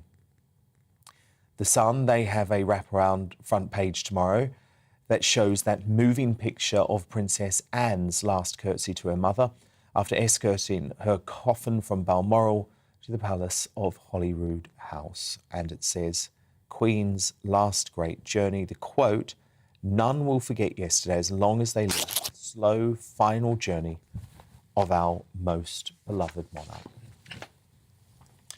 Joining me again, my esteemed panel, royal biographer and commentator Angela Levin, former advisor to Boris Johnson, Tim Montgomery, and the broadcaster and author Christine Hamilton. Now, another of the intriguing subplots to the reign of King Charles III will be the influence of his wife and his greatest ally, Camilla, now the Queen Consort. Who would have believed it just a few years ago? From divorcee and mistress to being called the Queen. Certainly, Camilla's whirlwind fairy tale to the heights of royalty has been far from traditional. That being said, the royal author, Angela Levin, who is with us tonight, is releasing a biography about Camilla next month, and she predicts that the Queen Consort is going to have a critical role in the survival of the monarchy. Angela writes for the Daily Telegraph, as a consort, she will subtly help Charles when needed with suggestions that might save him getting into trouble. The fact she had a relatively normal life until her 50s helps her know more about how the public think than protected Charles. All of this is just what Charles needs. Angela Levin, it's fascinating though, isn't it? Because no one would have thought just a few years ago, certainly not even when they got married in 2005, that Camilla would ever be an asset to Charles or an asset to the royal family. Remember, at the time, Charles had to release that statement pledging that she would never become Queen Consort. So what's changed? And are you certain that the public have actually caught up with you? Because there are a lot of folk who are still a little bit unforgiving because of the loyalty to Princess Diana. If I can cheekily say that I've got my biography of Camilla coming out next month, I tell the story in great detail. Very and well. they'll learn a great lot about it. But I think the thing is, when they first met, Camilla was 24, Charles was 22. They immediately got on. They understood each other, as well as having lots in common. And that was there. It was just the timing was so bad that it couldn't go ahead, really, because then any heir could not marry someone who had a history. They had to be virgins, and so that was the end of it, really. And I think that he married Diana really because of a plot by her grandmother and the Queen Mother, because they wanted to boost these... Angela, just hang on. We're just struggling to hear you. So Tim Montgomery, do you want to react to that? Well, look, one thing I know about Camilla, I've only been privileged to meet her once, but when I was comment editor of The Times, I was given the responsibility of escorting her around the Times newsroom.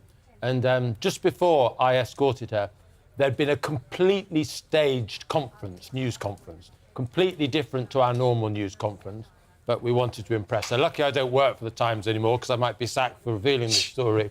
But she immediately whispered in my ear, she put her arm around me, very tactile, and she said, that was complete, full S-H-I-T to me. And there is that sort of, she sees through nonsense. Oh. She's lived, a number of years. She is grounded, and I think that's what she'll bring to Charles in a large way. She has lived outside of that false royal family setting, and I think she clearly loves him. He clearly loves her. He'll be a happy king because she's at his side. But there's that common sense basis to her. I always see her like at the summit of world leaders recently in Cornwall, holding a glass of red wine. She is what she seems to be, and I think that's incredibly important for well, I keep calling him the prince, the king. Where do you stand, Christine Hamilton? Are you a fan of Camilla? Oh, absolutely massive, massive fan of Camilla. I think she's completely fabulous. And I have been longing for the day when... No, that makes it sound as I wanted the Queen's death, but I have been looking forward to the day when she was accepted, OK? Let's put it like that. And I am delighted that the Queen made it perfectly clear that she was going to be the Queen Consort. Tim has said it all. She is a fabulous, down-to-earth, grounded, normal woman. And she was clearly, right from the start, the love of Charles's life. And it was us, the public, the conventional wisdom of the time, as Angela said, if people could hear her, that the prince could not marry anybody who had a history. He had to marry a virgin. So he had to look down the generations. And the marriage, apart from the fact that it produced two sons, and a future heir to the throne, it was a sort of disaster in the making. But no, I think Camilla is absolutely wonderful, and she has done quietly tremendous work, in particular, and I feel strongly about this because I suffer from it, about osteoporosis, and she also works for violence against women to try and stop that. She's got two children who are in the real world, who keep her grounded. I think she's wonderful. And one of the best keys to Camilla is to know that one of her chums is Jilly Cooper. Now, doesn't that say it? Doesn't that say it all? You can just see the pair of them having a really good laugh together. I think she's wonderful, and I think she's going to make a brilliant, brilliant Queen. She's going to be, as somebody memorably said, his strength and stay. Angela, isn't she going to be incredibly important behind the scenes, though? Because Charles can be, how do I put it politely, pig-headed at times. He doesn't necessarily like to listen to his aides if they're not giving him the advice that he seeks. And at times, Angela, we know that aides have even been fired for making unpopular suggestions. And it's very often Camilla who they turn to when they need to get the new king to change his mind. Yes, that's right. I mean, but one of the things that helps people understand is that she watched what Prince Philip did. He didn't like her at all. He thought it was totally unsuitable, and they had he was quite unkind to her, didn't want to know her. But gradually they got friendly and they had a lot in common. And she said that she watched what he did, and so she could learn from that. He was always there. He was one step behind, even though he had to give up his own career in the Navy. And that he would always say something when he knew it was necessary. And I think that's exactly what she's going to do. But because they are so close and they're so at ease with each other, Prince Charles, King Charles, does listen to her. And also she can make him laugh. And that is always a way of getting your own way with somebody. You know, you make them laugh and they relax. But I think she will be terrific. She doesn't like being the centre of attention, so she's not going to be competitive and try and take over or be more famous or everybody look at me type. But she does an awful lot behind the scenes, and she has developed a huge sense of duty and loves the monarchy and loves the Commonwealth, and that is incredibly helpful. I mean, they are very lovely to see together, and the warmth that there is between them, I can't see him not listening when she does suggest even small things. You know, you can alter something in a small way Tim Montgomery, and make a big difference. No, indeed, and I do agree with all of that. But Tim Montgomery, I don't like to be a hypocrite. And while we are in this period of mourning, obviously, we all have huge sympathy for Charles and what he's going through. And actually, I've been very clear that I think that the speech that he made was pitch perfect, and he's done a lot to allay the fears of critics, including me, who've worried about him being a very political king and the like. We do have to acknowledge, Tim, don't we, that when it comes to popularity, and maybe it will change, but when it comes to popularity, Charles and Camilla, especially Camilla, are far down the list compared to the Queen, compared to William, compared to Kate. And that does matter, that is important. So I guess the point that I'm making is they have work to do. They need to win over the public. I actually think their popularity ratings will massively increase after this week because they've done everything so brilliantly. But I think we just have to be honest about that. It's not, they're not the finished article yet in terms of the British public. They haven't won everyone over in the way that the Queen and William have over the years. Absolutely right, Dan. But I think this is a moving process. And if we'd been talking 10 years ago or 15 years ago, where we are today would have been unthinkable. The idea that the public would have received Camilla, for example, in the way the crowds received her the other day, that would have been beyond comprehension. We all remember the anger of the crowds outside of Buckingham Palace after Diana's death. The idea that then those same sort of crowds would have welcomed Camilla as they did just 48 hours ago would have been unthinkable. And Charles, I think, understands that he has to stop the politics. He should have stopped the politics a long time ago. Yeah. But he says he's not stupid. He now gets it. I think Camilla will help him understand that. And I think what you just said, Dan, about the other members of the royal family being more popular, that's true. But, of course, it is a royal family. It isn't just a king that we have. We have a king. We have an heir to the throne who's very popular. We have Catherine, who's taken to her role like a duck to water. She's a natural. The grace that she exhibits when she, does, for example, the walkabouts. So I think they will all work together. And although Harry and Meghan seem estranged. The other members of the family seem relatively close. They seem to be working well. And if that genuine love between them can be built, the public sees that, I think Charles and Camilla, in a sense, will have that defence from the rest of them, the royal family as well. And that is the Queen's legacy, in a way. She hasn't just left an heir to the throne, she's left a family for us to get behind. And building upon that gives me hope for the monarchy. No, indeed, and their popularity, especially Kate and William's popularity, will rub off on Charles and Camilla, I have no doubt, if they remain as supportive as they have been so far. But I think that's why it's very critical that we see that same sort of support from Harry and Meghan. Now, yesterday, King Charles was officially made monarch. It ain't ever before seen televised session council, which concluded with the principal proclamation of the new monarch from the balcony of St James's Palace. And another ancient tradition, more proclamations have now been made across the country today and overseas, actually. So have a look at this wonderful showcase of the pomp and ceremony that only the royal family does.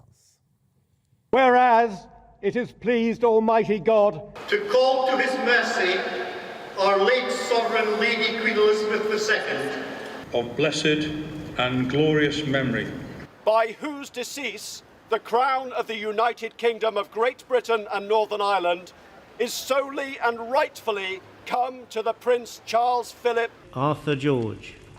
We, therefore, the Lords spiritual and temporal of this realm, and members of the House of Commons, together with other members of Her late Majesty's Privy Council, and representatives of the realms and territories, aldermen and citizens of London and others, do now hereby, with one voice and consent of tongue and heart, publish and proclaim that the Prince Charles Philip Arthur George is now, by the death of our late sovereign of happy memory, become our only lawful and rightful liege lord, Charles III. God save the King! 3 cheers for His Majesty the King. Hip hip! Hip hip! Hip hip! Wow, just incredible scenes, incredible scenes. Now we're asking you to send in your condolences, fond memories and experiences with the Queen, and also your thoughts on our new King. Annie, via email, says the monarchy will be fine as long as they don't try to force Harry and Meghan on us. Sorry, I hadn't read this, I promise. This is the first time I'm reading this. This is not by me. Remember, it was the Queen who said you cannot be half in, half out of the royal family, and Charles and William must not betray her wishes. From Ackle on the email, the Queen is breaking records even in death. The first monarch to die in Scotland since the 1560s. Her life and the seamless transition to her heir, Charles III, shows the timeless continuity of our monarchy and reinforces the importance of an apolitical head of state. I hold high hopes for the new king. Well, look, so do I, Ackle, as long as he does stay apolitical, and that's the only point that I've ever made about Charles, and it is a good start. I was very pleased with the speech for that reason. And from Darryl on email, as a Grenadier Guardsman back in the 1980s, there was more than once when patrolling around the quadrangle of Windsor Castle after 10 p.m. when Her Majesty would be taking the corgis for their evening walk. As we then were tactical at night and not tied to a sentry box in patrol areas, we could patrol around the whole quadrangle where she had her apartments, and Her Majesty would often come up to you and talk to you. And I found this a special moment, as she wasn't at all stuffy, but very friendly and approachable. As a veteran, I am devastated at her loss, but also feel we should support the King, and he has made a good start. God save the King. Well, your memories are amazing. Please do keep on sending them in to me, dan@gbnews.uk, and on GBNews on Twitter. Thank you so much to my panel, Tim Montgomery, Angela Levin and Christine Hamilton. We're going to continue our reflection on Her late Majesty the Queen's life up until midnight.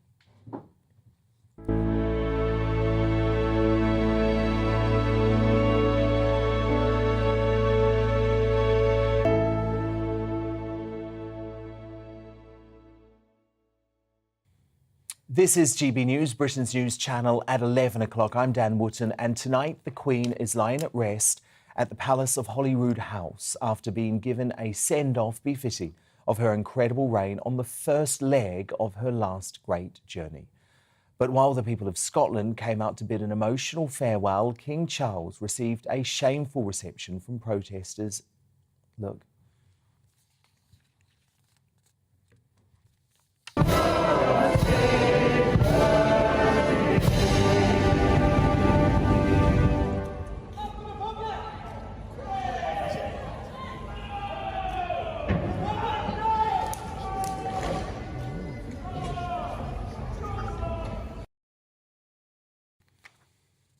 So, is this period of mourning really the time to debate republicanism?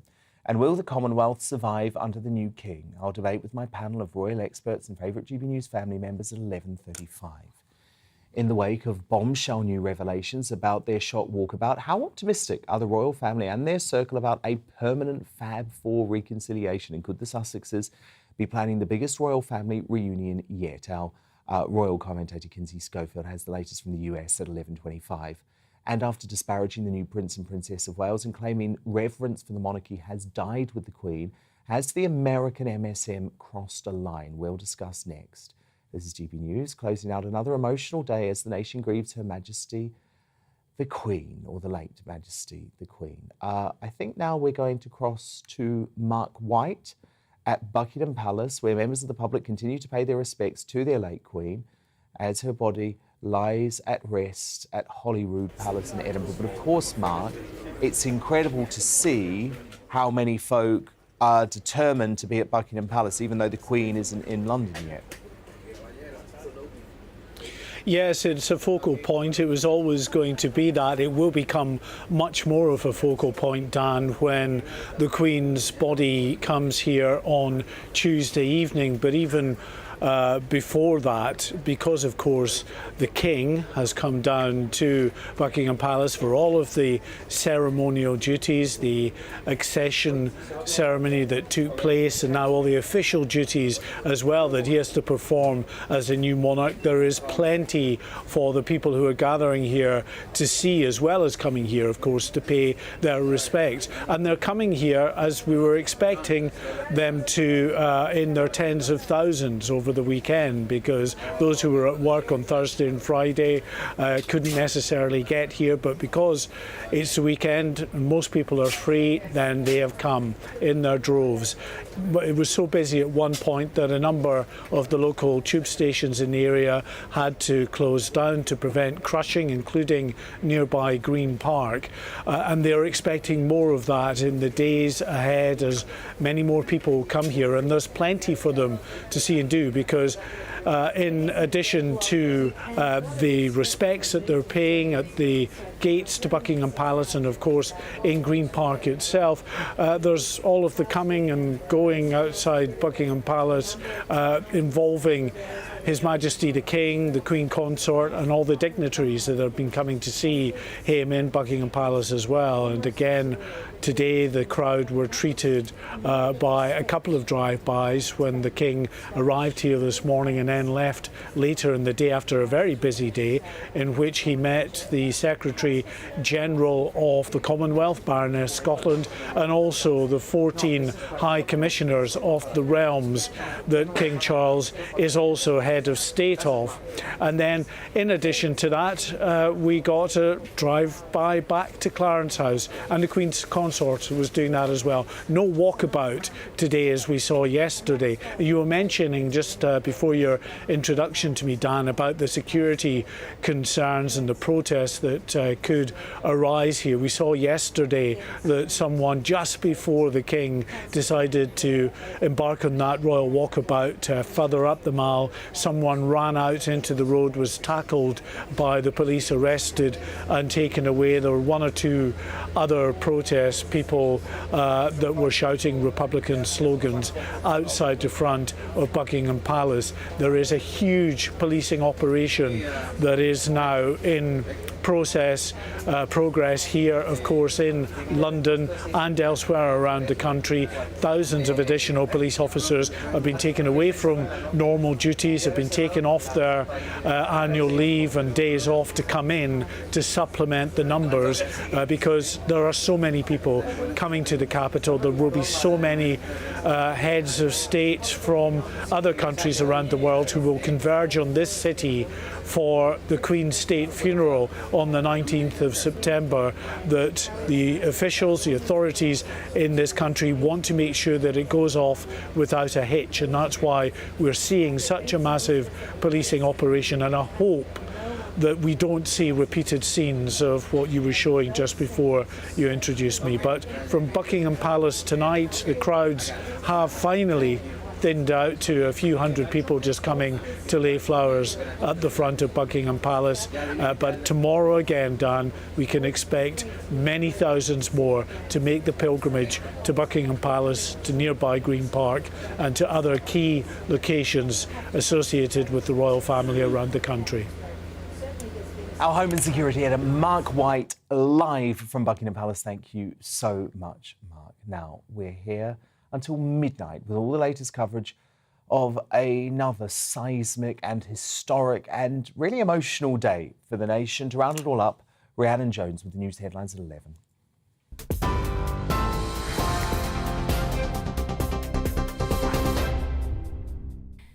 Thank you, Dan. Good evening from the GB newsroom. Queen Elizabeth's coffin lies at rest at the Palace of Holyrood House in Edinburgh and will remain in the throne room overnight. The funeral cortege arrived at the palace late this afternoon after a 6-hour journey from Balmoral Castle. It had left at 10 o'clock this morning, travelling through Aberdeen, Dundee and Perth. Thousands lined the streets to bid Her Majesty farewell and pay their respects, filling the Royal Mile to watch the cortege go past. Members of the public will be able to visit the Queen's coffin from tomorrow when it's moved to St Giles Cathedral to lie in state. King Charles III met with various Commonwealth dignitaries today. The new head of the Commonwealth held an audience with its General Secretary, Baroness Patricia Scotland, at Buckingham Palace.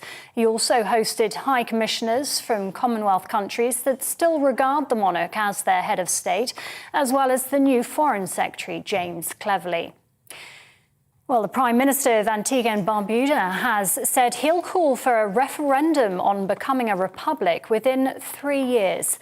The Caribbean country is one of 14 nations to retain the British monarch as its head of state. Prime Minister Gaston Brown signed a document confirming King Charles as the new king, but minutes later said he will push for a republic referendum. The King has now been officially proclaimed as sovereign in Scotland, Wales and Northern Ireland. Huge crowds gathered to hear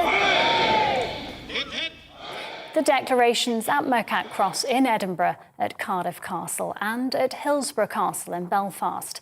As is tradition, the King's accession to the throne was first proclaimed at St James's Palace in London yesterday.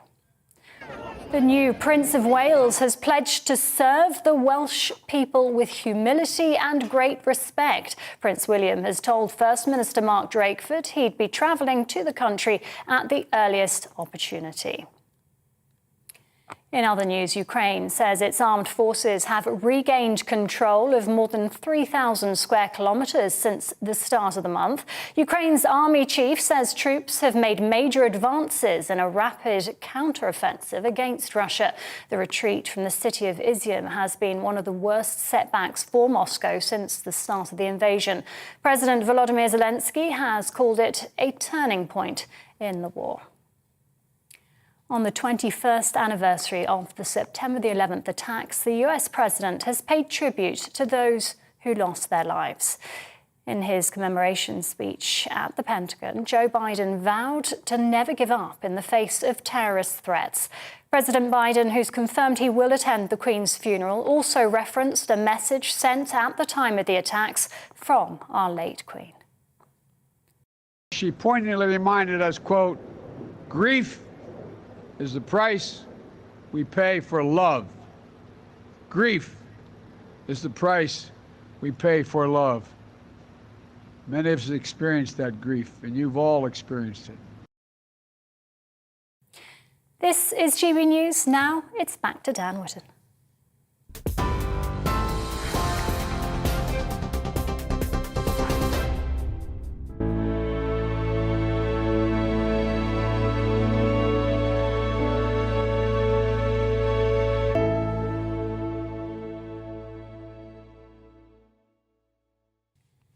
Welcome back. Let's take a look at how more of tomorrow's newspaper front pages are covering this time of tumult for the royals and the country. Queen begins her final journey as the Independence headline. Thousands of people line the streets to pay their last respects as coffin taken to Edinburgh. Queen's saddest journey begins is how the Express covers that moment. The Daily Star splashes with thousands line the streets to say goodbye to the Queen. The monarch's coffin left Balmoral for Edinburgh, accompanied by her tearful daughter, Princess Anne. The Mirror leads with the final image of this last journey home for the Queen. The Daily Telegraph says her last great journey. King's words to the nation resonate with the people of Scotland lining the roads to pay their respects. The Eye reports the King and senior royals will lead the procession to St Giles Cathedral in Edinburgh tomorrow, where the Queen's body will rest for 24 hours. The Times leads with a picture of the Queen's coffin being carried into the Palace of Holyrood House. Nicola Sturgeon says Scotland was special to the Queen and she was special to Scotland. Part of us goes with her is one of the sentiments on the front page of The Guardian.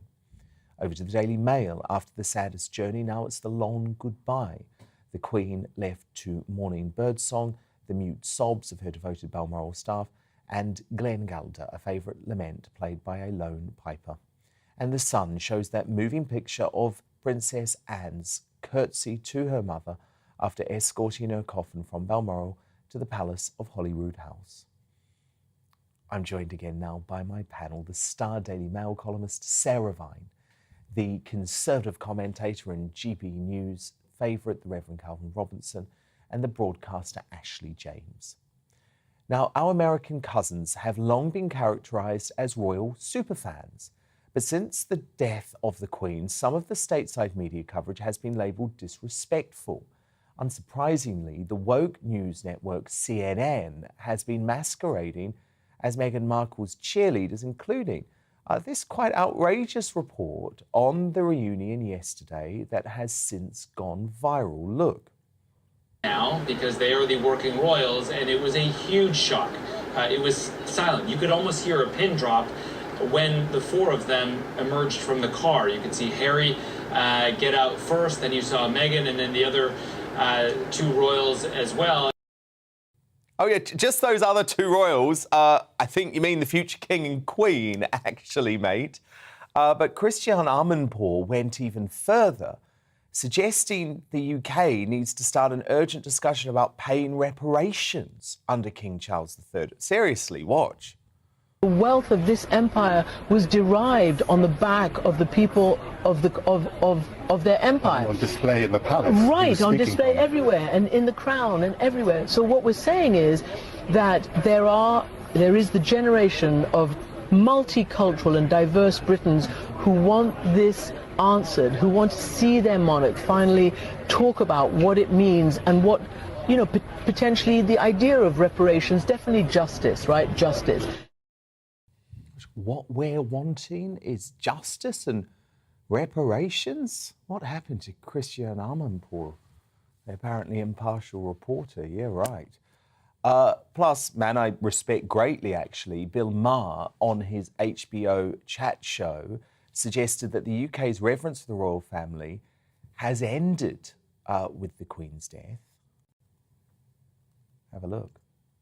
Queen Elizabeth died at 96. They say the cause of death was Meghan Markle's podcast.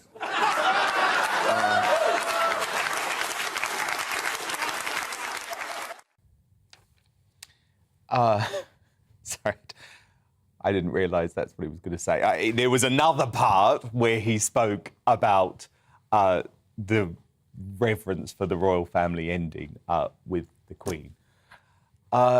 Sarah Vine, it's fascinating to see that coverage from CNN, isn't it? Because, number one, since when does an apparently impartial reporter like Christian Amanpour we're demanding that the British royal family should start talking about reparations. That isn't the role of King Charles. He doesn't get into politics. And then what about that lack of respect to the new Prince and Princess of Wales? I mean, look, we know CNN have been in the tank for Harry and Meghan for some time, but it's quite extraordinary, isn't it, to see the level of that coverage? Well, I mean, I think this is partly to do with what the influence of Meghan on the sort of, the reputation of the royal family globally. I mean, she, that interview that she and Harry gave to Oprah Winfrey really started that ball rolling, where, they believed what she said, and then they decided that, that the royal family were evil. And the thing is that, she's done a very good job of, I mean, what he said in that thing, which was that, the Queen was killed by Meghan Markle's podcast, not entirely untrue, is it? Let's be honest. So I think, when we've seen a lot of this stuff, there was this awful woman on Twitter who said that, she hoped the Queen would die a horrible, painful death because of, she was an evil woman who had presided over an evil empire. I mean, let's not forget that, as the brilliant historian Andrew Roberts pointed out, we did abolish slavery quite a long time before the Americans, and also we didn't have to kill 600,000 people in order to do so. So, I think the Americans are having a little Republican moment, aren't they? And that's fine, they're perfectly entitled to that. But I don't think we should allow ourselves to be too perturbed by it. Calvin, what did you make of Christian Amanpour demanding that there must be a discussion about reparations following the death of... Where to start, Dan? In the case of reparations, who pays whom? It doesn't make any sense to begin with. But justice as well, justice for who? People keep talking about apologising to people who were hurt by the slave trade. No one alive today was hurt by the transatlantic slave trade. That's a nonsense first and foremost. And this obsession that the empire was a bad thing. I'm open to debate on the topic of the empire, but we should not just come from the assumption that it was just a bad thing. The British Empire brought hospitals, schools, charities, the English language, the parliamentary democracy system, and Christianity to many, many places around the world. And look at what's happened to a lot of the countries that are no longer part of the British Commonwealth of Nations. They're falling apart. A lot of African nations are full of corruption, and a lot of countries are asking to join. In fact, a lot of former French colonies have joined the British Commonwealth of Nations. So to suggest it's an entirely negative force in the world is disingenuous and dishonest. But in regards to the pomp and ceremony, that's a good thing. This beauty isn't a waste of taxpayers' money. It's for all of us to enjoy. People are living such difficult lives. People are struggling. We have a cost of lockdown crisis going on. People deserve some beauty and some ceremony in their lives. The transcendentals are important. Goodness, truth, and beauty are for everyone. And these lefties would have us equally poor and have us equally ugly. Ashley James? Well, I'm not sure I quite agree with what you're saying. I would say the first thing is I don't like any form of antagonising and divisive rhetoric. I think one thing that we can all agree on was that the Queen was a very unifying voice consistently throughout her 70-year reign.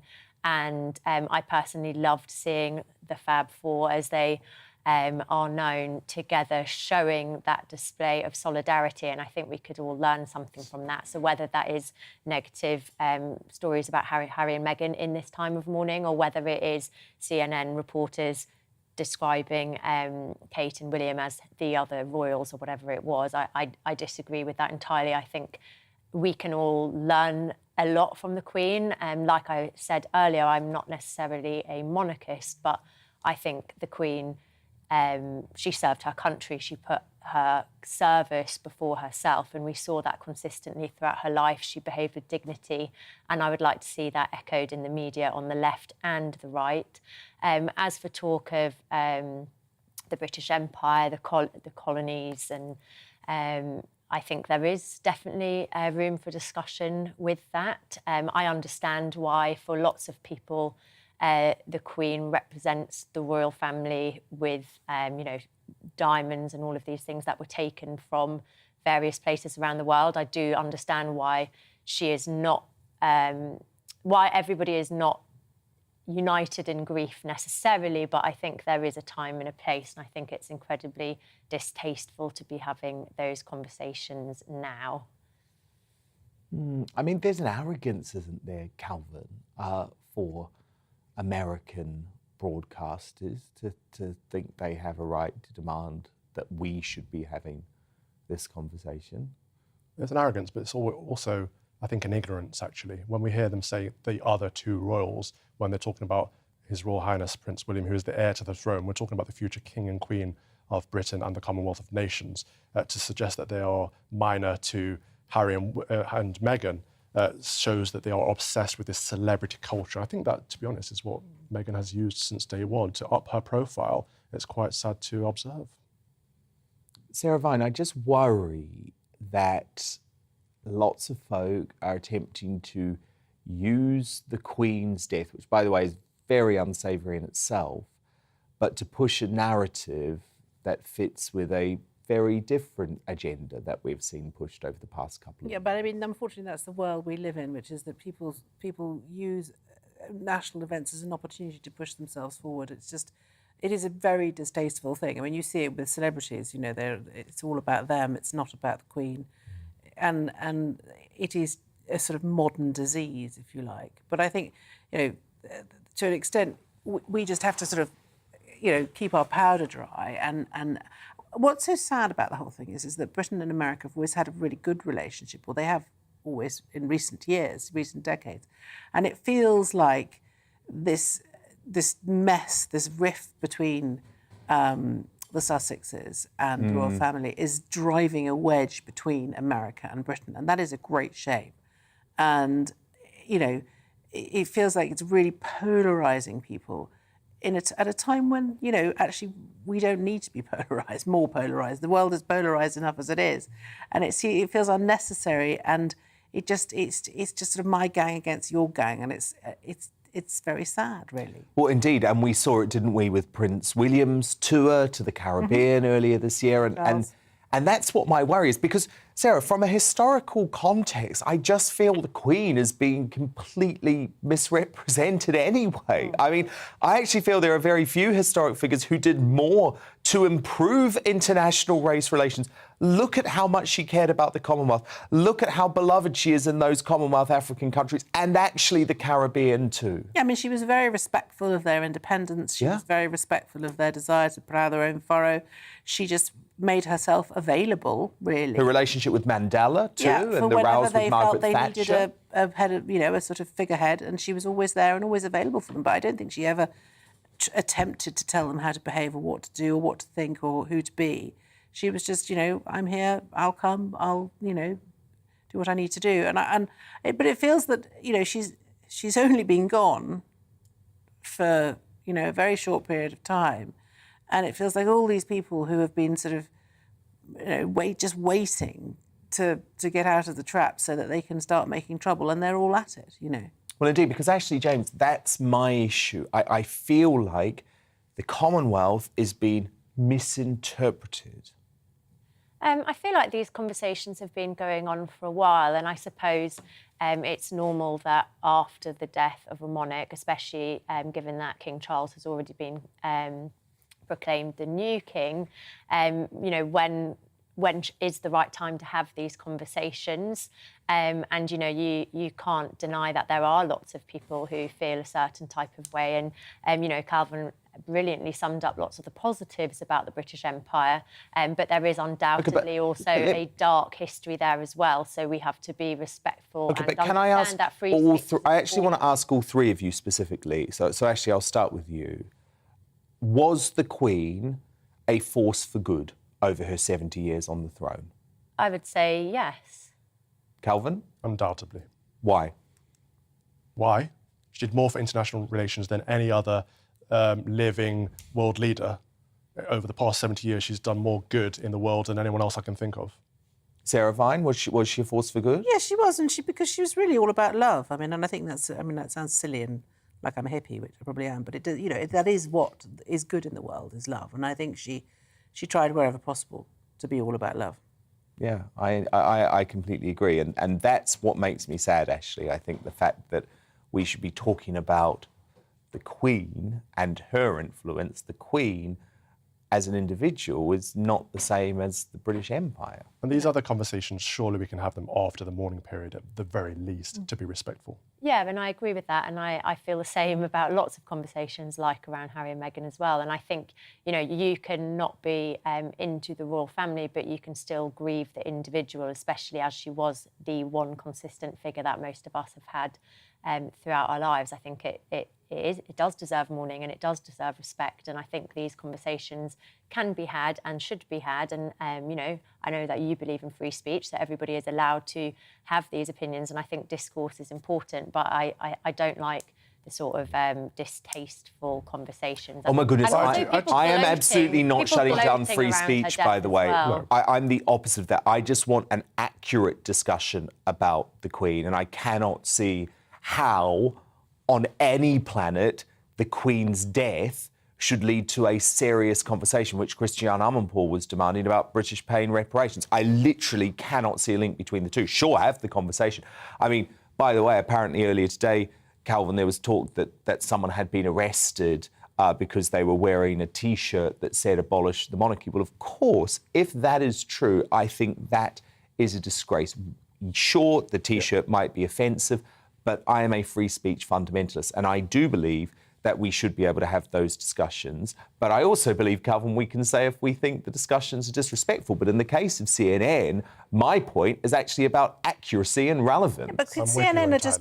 Christiane Amanpour is just trying to get ratings. CNN is just fighting for airspace. And she knows that if she says something like that, everyone will talk about it on Twitter. And then, you know, she'll get lots of likes or whatever. Yeah. Or well, it's interesting. Apparently, Sarah, their ratings have doubled since the death of the Queen. So it's interesting, isn't it? They're very woke, they're very lefty, so they've got to find woke and lefty ways to keep talking about the Queen, whereas actually, probably, their viewers just want to see the Queen celebrated. And I'm with you on the free speech front. This person holding up the sign saying abolish the so it was a sign, was it? It was a sign. I've seen the picture. It was terrible timing, but of course they have every right to do it and we should not clamp down on them. And is it true they were arrested? Yeah, they were arrested. There was swearing on the sign, so I believe it was for an act of peace, but I don't know that. But I believe it's because of the language on the sign, potentially. But I do have to challenge what Ashley just said, and she said it earlier in the programme, that we should not be talking about Harry and Meghan or raising that topic now because it's distasteful. At the same time, you were the person that kept raising Prince Andrew as a topic of conversation as well. No, I made it to prove a point that there has been there's one rule for Harry and Meghan and another for Prince 15 Andrew. negative articles about Harry and Meghan who have been doing exactly the same as everybody else, paying their respects to a family member, but zero about Prince Andrew. Which is whataboutery by definition. I was just drawing a comparison, and I think one has much more serious allegations against... Well, I think my point about Harry and Meghan is actually about the anguish that they caused the family in the weeks leading up to the death of Prince Philip and then the weeks leading up to the death of the Queen. Unfortunately, I find that very difficult to just move past, and I have a feeling a lot of people are with me on that. But of course, I also respect the fact that Harry is grieving at the moment. Earlier today, former Prime Ministers paid tribute to the late Queen Elizabeth II and praised our new monarch, King Charles III. Former Conservative PM David Cameron revealed that he and the then Prince Charles would conduct weekly audience practice sessions to get him prepped for this very moment. Look. He had audiences with Prince Charles when Queen Elizabeth II was still on the throne because he wanted to start thinking about how to conduct those audiences. And from what I saw, he will be brilliant at that job, brilliant at listening, brilliant at asking questions, giving wise advice and sage counsel. However, former Labour Prime Minister Gordon Brown gave some insight into what he thinks the reign of King Charles might look like.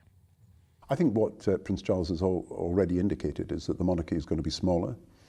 It's going to be more like a Scandinavian monarchy in future, I think, but not in a bad way, in the sense that more informal. I think he stopped as he entered Buckingham Palace and talked to people in the crowd, and that was a signal he was sending, that he wanted people to feel he was approachable and he was not going to be absent from the public or alternatively be unapproachable. Slim down Scandinavian monarchy? I don't like the sound of that, Sarah Vine. Is that really what Prince Charles is looking at? An IKEA monarchy. Yeah. No, thank you. No, thank you. Calvin, that was odd, wasn't it? It was odd, and I hope it's not true, because the pomp and ceremony, the glory, the tradition is all what makes us British. It's all part of the thing that unites us. It would be a shame to lose any of that in the name of modernisation or progress. Yeah, no, indeed. And look, we've been asking you to send in your condolences, fond memories and experiences of the Queen and your thoughts on our new king. This is from Marilyn on email. Hello, Dan. I just needed to say how I agree with you. It's now become so real. I personally feel the passing of Elizabeth the Great has ripped the heart and soul out of us. We are left feeling lost and forlorn. It all became so real today watching this greatest queen begin her final journey to a sacred place in high heaven. Beautifully put. And yeah, it felt really real today to me too. From Ernest on email, the clamour for a republic will get louder and louder because the minority Republican movement has the loudest voices in the majority of the TV, radio, press and social media. However, as can be seen over the past few days, the monarchy has the support of the majority of the people. And from Kelly, it was a joy to have the Queen as our monarch. It was a privilege to watch her as I grew up, and now a great sadness that we have to say goodbye. She was the great in Great Britain. She simply was Elizabeth the Great. And so please do keep on sending us your thoughts and feelings on this very sad occasion down at gbnews.uk and on our GB News Twitter account. Now, while it was encouraging to see William and Kate with Harry and Meghan yesterday, there has been much discussion on the circumstances that led to their walkabout outside Windsor. In a new report published by the Daily Mail tonight, royal sources confirmed to Richard Kay long-standing rumours that it had been William who raised the idea of the couple's viewing floral tributes to Queen Elizabeth by texting Harry a proposed time. This was reportedly delayed, however, by 45 minutes after last-minute communications between the brothers. Insiders say the move could lead to a more serious reconciliation and potentially see King Charles offer the Sussexes their own once-mooted international roles. However, there is skepticism about whether the truce will hold, with sources saying there is both anger and grief about it on both sides. Each expects the other to apologise. So absolutely fascinating stuff there from Richard Kay. Reports have also circulated that Harry and Meghan are currently weighing up a reunion for the ages between both sides of their family to mark the Queen's funeral. According to the Daily Telegraph, the pair are deciding whether Meghan's mother, Doria, should fly out with their children Archie and Lilibet, having already spent more than a week apart. So to pick this all apart, I'm joined now by the royal commentator, Kinsey Schofield. So lots going on, Kinsey, in the Sussex sphere. What did you make of all of these latest rumours?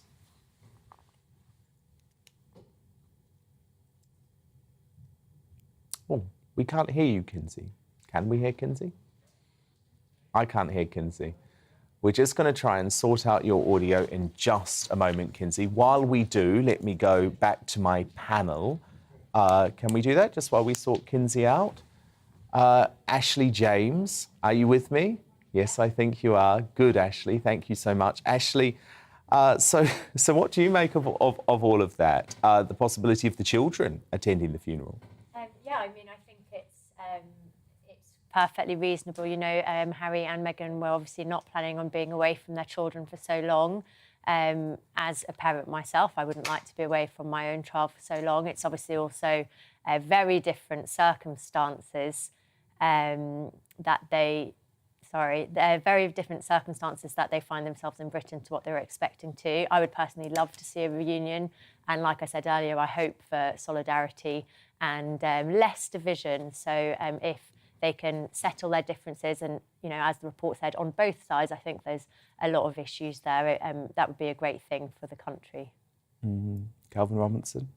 I'm actually with Ashley for a change. I think it would be lovely if the brothers could reconcile. I think a death, the silver lining of any death is bringing family back together, and this could be the opportunity to fix a lot of hurt. I'm praying and hoping that that's the case.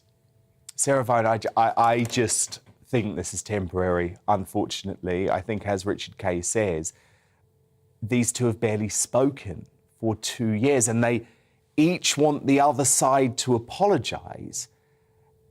And look, there's no way. What's William apologising for? I mean, come on. What's he meant to apologise for? William is. Everyone says William is very angry with Harry because of the sort of, the accusations of racism and all of that. And I think in life, the thing is, I always apologise first, because I just think it's just, sometimes you just have to. And I think the thing about William is he's the Prince of Wales now. His principal role is to support the king, and the best way to support the king is to get Harry back to a place where he, you know, feels that he doesn't have to constantly throw grenades at his family across the Atlantic. And I think, you know, he may have to just, you know, William may just have to sacrifice his pride. And I think he would be the bigger person for the good doing of the family and the good of the monarchy. The thing is, Sarah, the issue that I've got with all of this is it's the book. And the book is so awkward. Yeah. It's so awkward on so many levels, right? Yeah. Because the book has been written. It's all been legal. It's ready to go. Now, the problem is the book was written on the understanding that the Queen was going to be alive.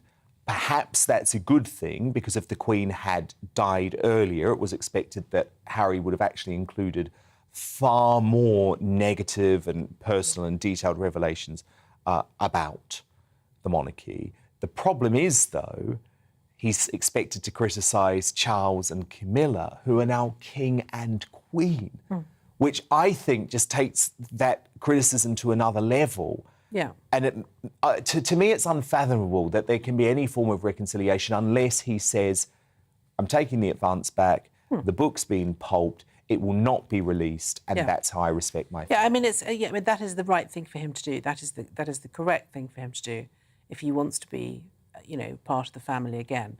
Whether he will do it or not, I don't know. I mean, I don't know what his advance was. I imagine he's already spent it.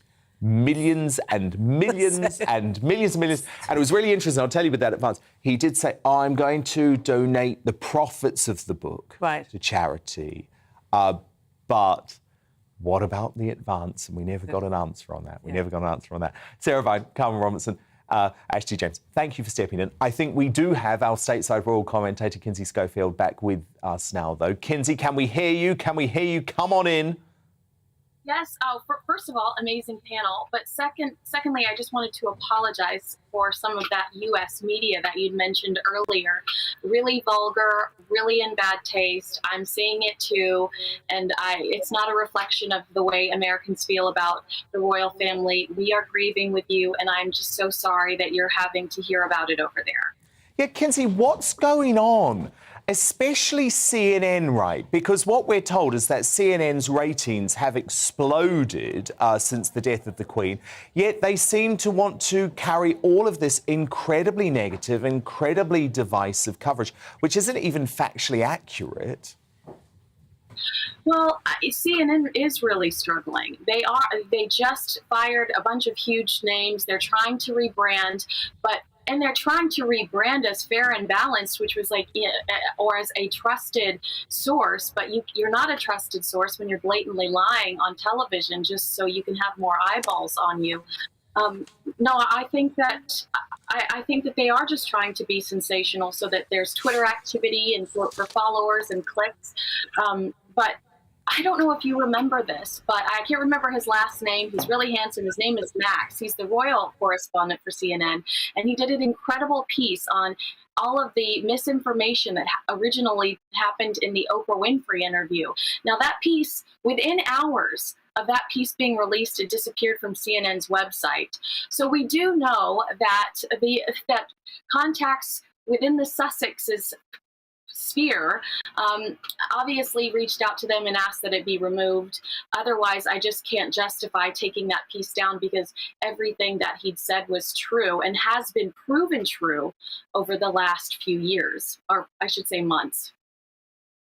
Wrote that story in a column for the Mail Online a few months back. The guy's name is Max Foster at CNN. He actually broke the news of the Queen's death. And to me, that was the moment when I realised they're just in the tank for the Sussexes. They do what the PRs for the Sussexes want. That's been proven to be true this week. I mean, how dare they say, oh, Harry and Meghan, those great royals, and then those other two who happen to be the future King and Queen of England. I mean, I just think their coverage is so completely out of touch. But Kinsey, look, I want to move on to all of the speculation about exactly what went down in terms of the reunion between the new Prince and Princess of Wales and Harry and Meghan. So Richard Kay tonight revealing it was very much driven by William. But the issue is that before there's any sense of real reconciliation, both sides want the other to apologise, which isn't going to happen, is it? Or, I mean, I also thought it was ridiculous that it required negotiations. Just suck it up. Let's just do this for our family. After William originally reached out, they had to have an exchange back and forth over what, I'm not sure. I don't think that if anybody's going to apologize, I think it should be Prince Harry. What happened with Prince William and with Catherine, whatever happened, that was family drama behind the scenes. But what Prince Harry and Meghan Markle have done is they've embarrassed and they've slandered the family on a public platform. They've done such damage that it almost seems impossible to recover. The hate that the Prince and Princess of Wales get online, the hate that King Charles and the Queen Consort get online right now because of the Sussexes is appalling. I mean, I would delete my accounts if I were them. I don't know if mentally I could take that kind of abuse on social media.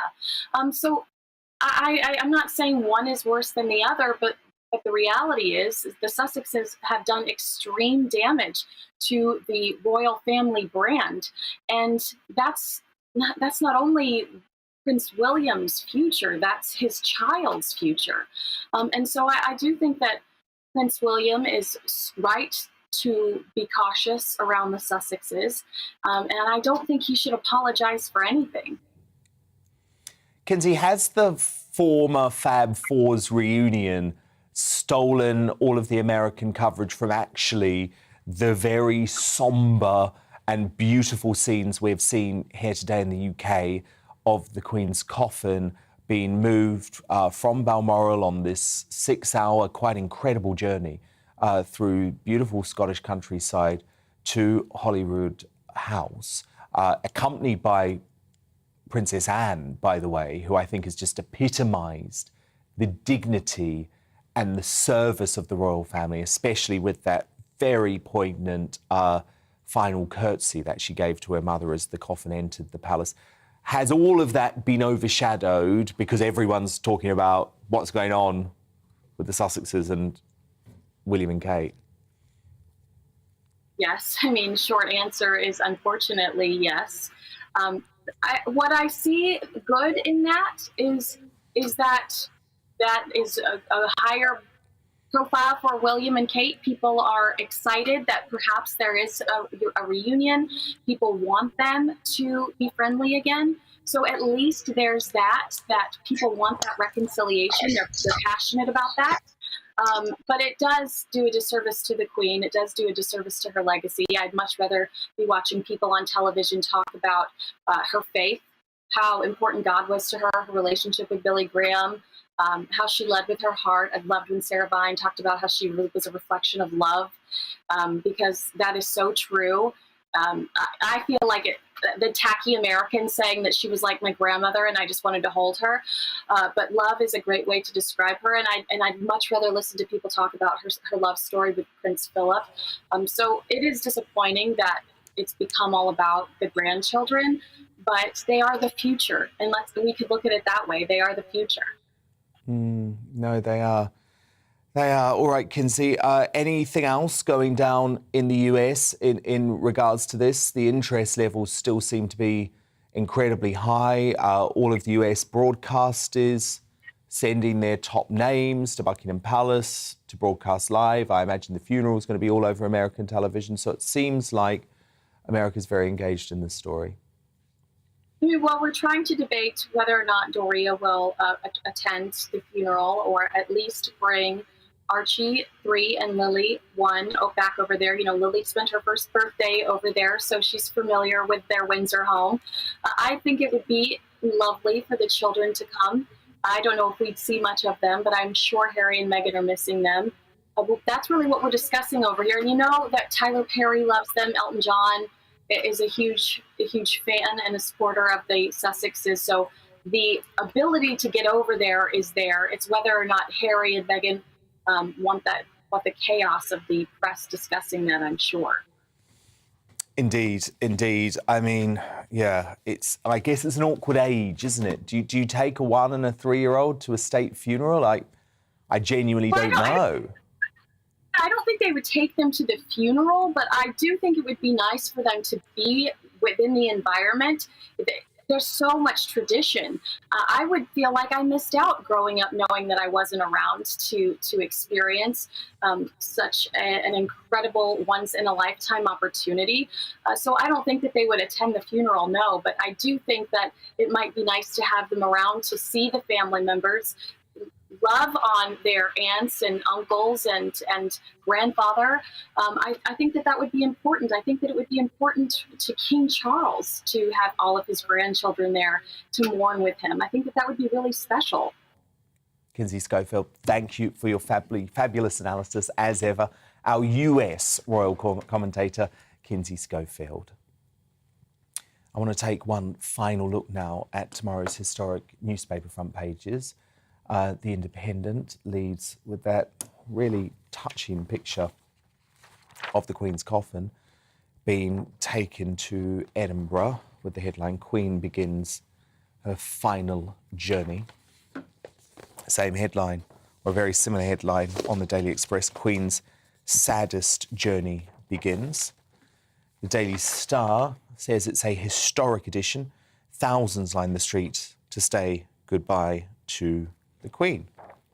And they describe it as a nation in mourning, which is, of course, very much the case. The Daily Mirror says the final journey home. Soldiers carry the Queen's coffin draped in the Royal Standard of Scotland at the Palace of Holyrood House yesterday. The Daily Telegraph leads with her last great journey. And Judith Woods, who's written the front page piece, says a blessed and glorious Queen laid to rest in a simple oak coffin, draped in the Royal Standard of Scotland, crowned with a modest white wreath. Beautiful, poignant, shocking. Her subjects knew Elizabeth II was gone. For days we had mourned her loss, but the sight of her mortal remains setting off on their last great journey, as the King called it in his address to the nation on Friday, had an impact all of its own. The Eye reports Queen's final journey begins. It says the Queen will lie in rest there for 24 hours, then lie in state in Westminster Hall from Wednesday until Sunday, allowing the public to pay their respects. The Times has a special wraparound front page. Very notable is the quote from Nicola Sturgeon, the First Minister of Scotland, who, of course, wants to break up the union, which the Queen wasn't so fond of. But she says Scotland was special to the Queen and she was special to Scotland.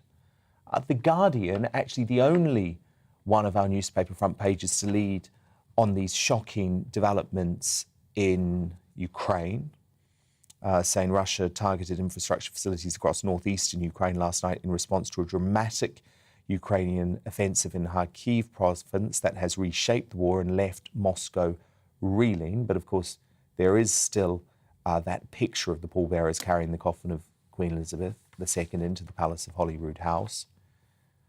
Robert Hardman has written the front page piece for the Daily Mail, saying she left to mourning birdsong, the muted sobs of her devoted Balmoral staff, and Glen Gulder, a favourite lament played by a lone piper, her own piper, of course. And The Sun shows that moving picture of Princess Anne's curtsy to her mother. My panel back with me now, the author and media personality Christine Hamilton, former advisor to Boris Johnson, Tim Montgomery, and the broadcaster Ashley James. Now, it's just days after Her Majesty the Queen's death, but Republicans are already mounting protests, including this disruption at the proclamation of King Charles III in Edinburgh.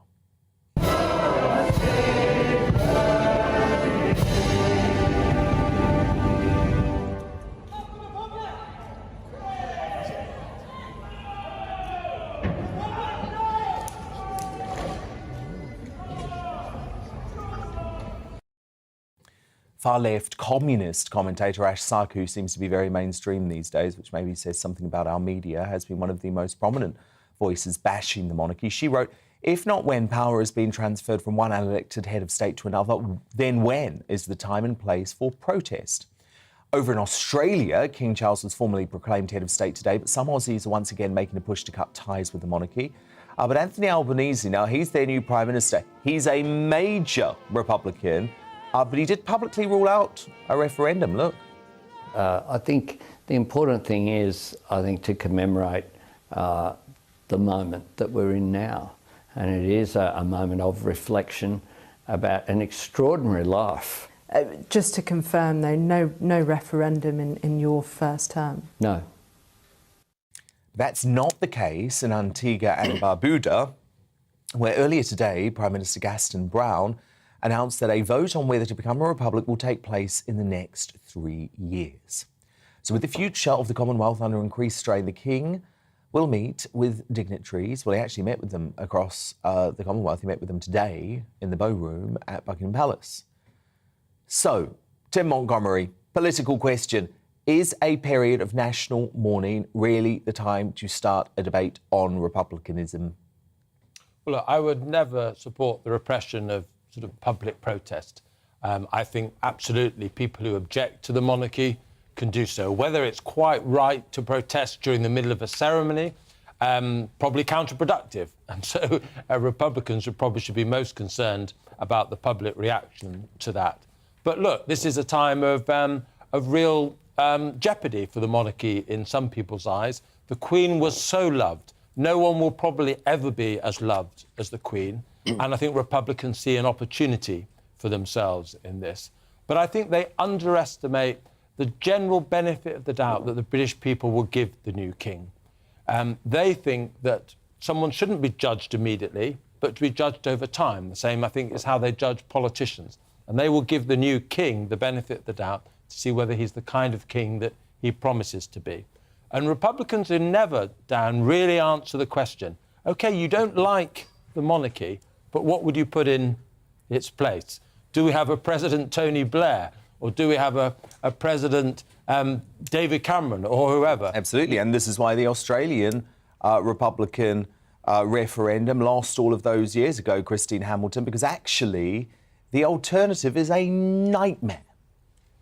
Well, absolutely. Hang on to nanny for fear of something worse. And it's exactly that. First of all, I don't think it is at all appropriate to be discussing this now. We are in a period of national mourning for the Queen. We are still just over a week away from her funeral, so now is not the time. Of course, everybody has the right to protest. Everybody has the right to their view. And there is an element of republicanism in this country. Of course there is.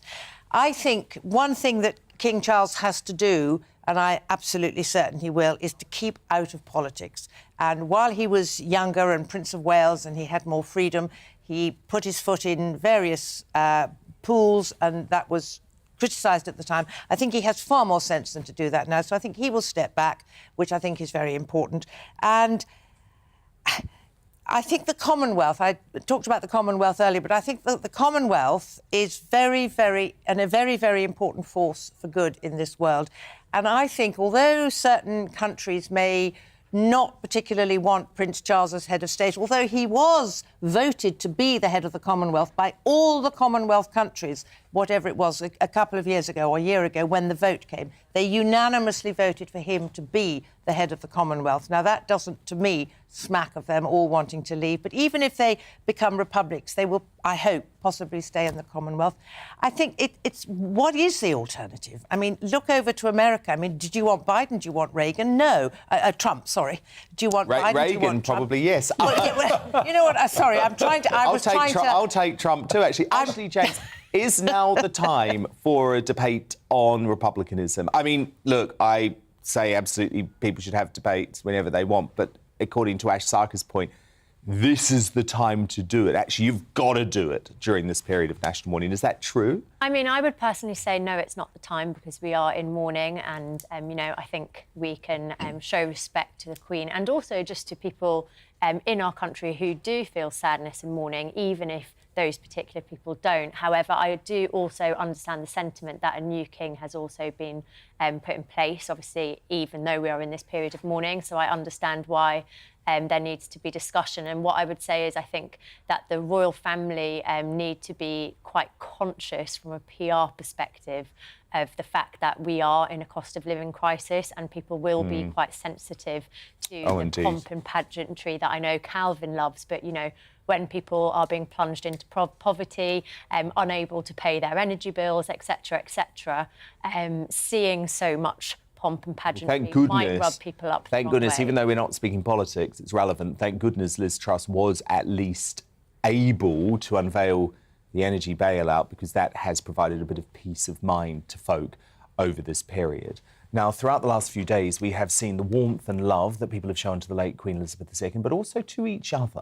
That's exemplified in this next video, in which organist Anna Lapwood's tribute performance for the Queen on the public piano at London Bridge Station turned into a duet when a guard there named Marcella joined in and revealed herself to be an incredible talent.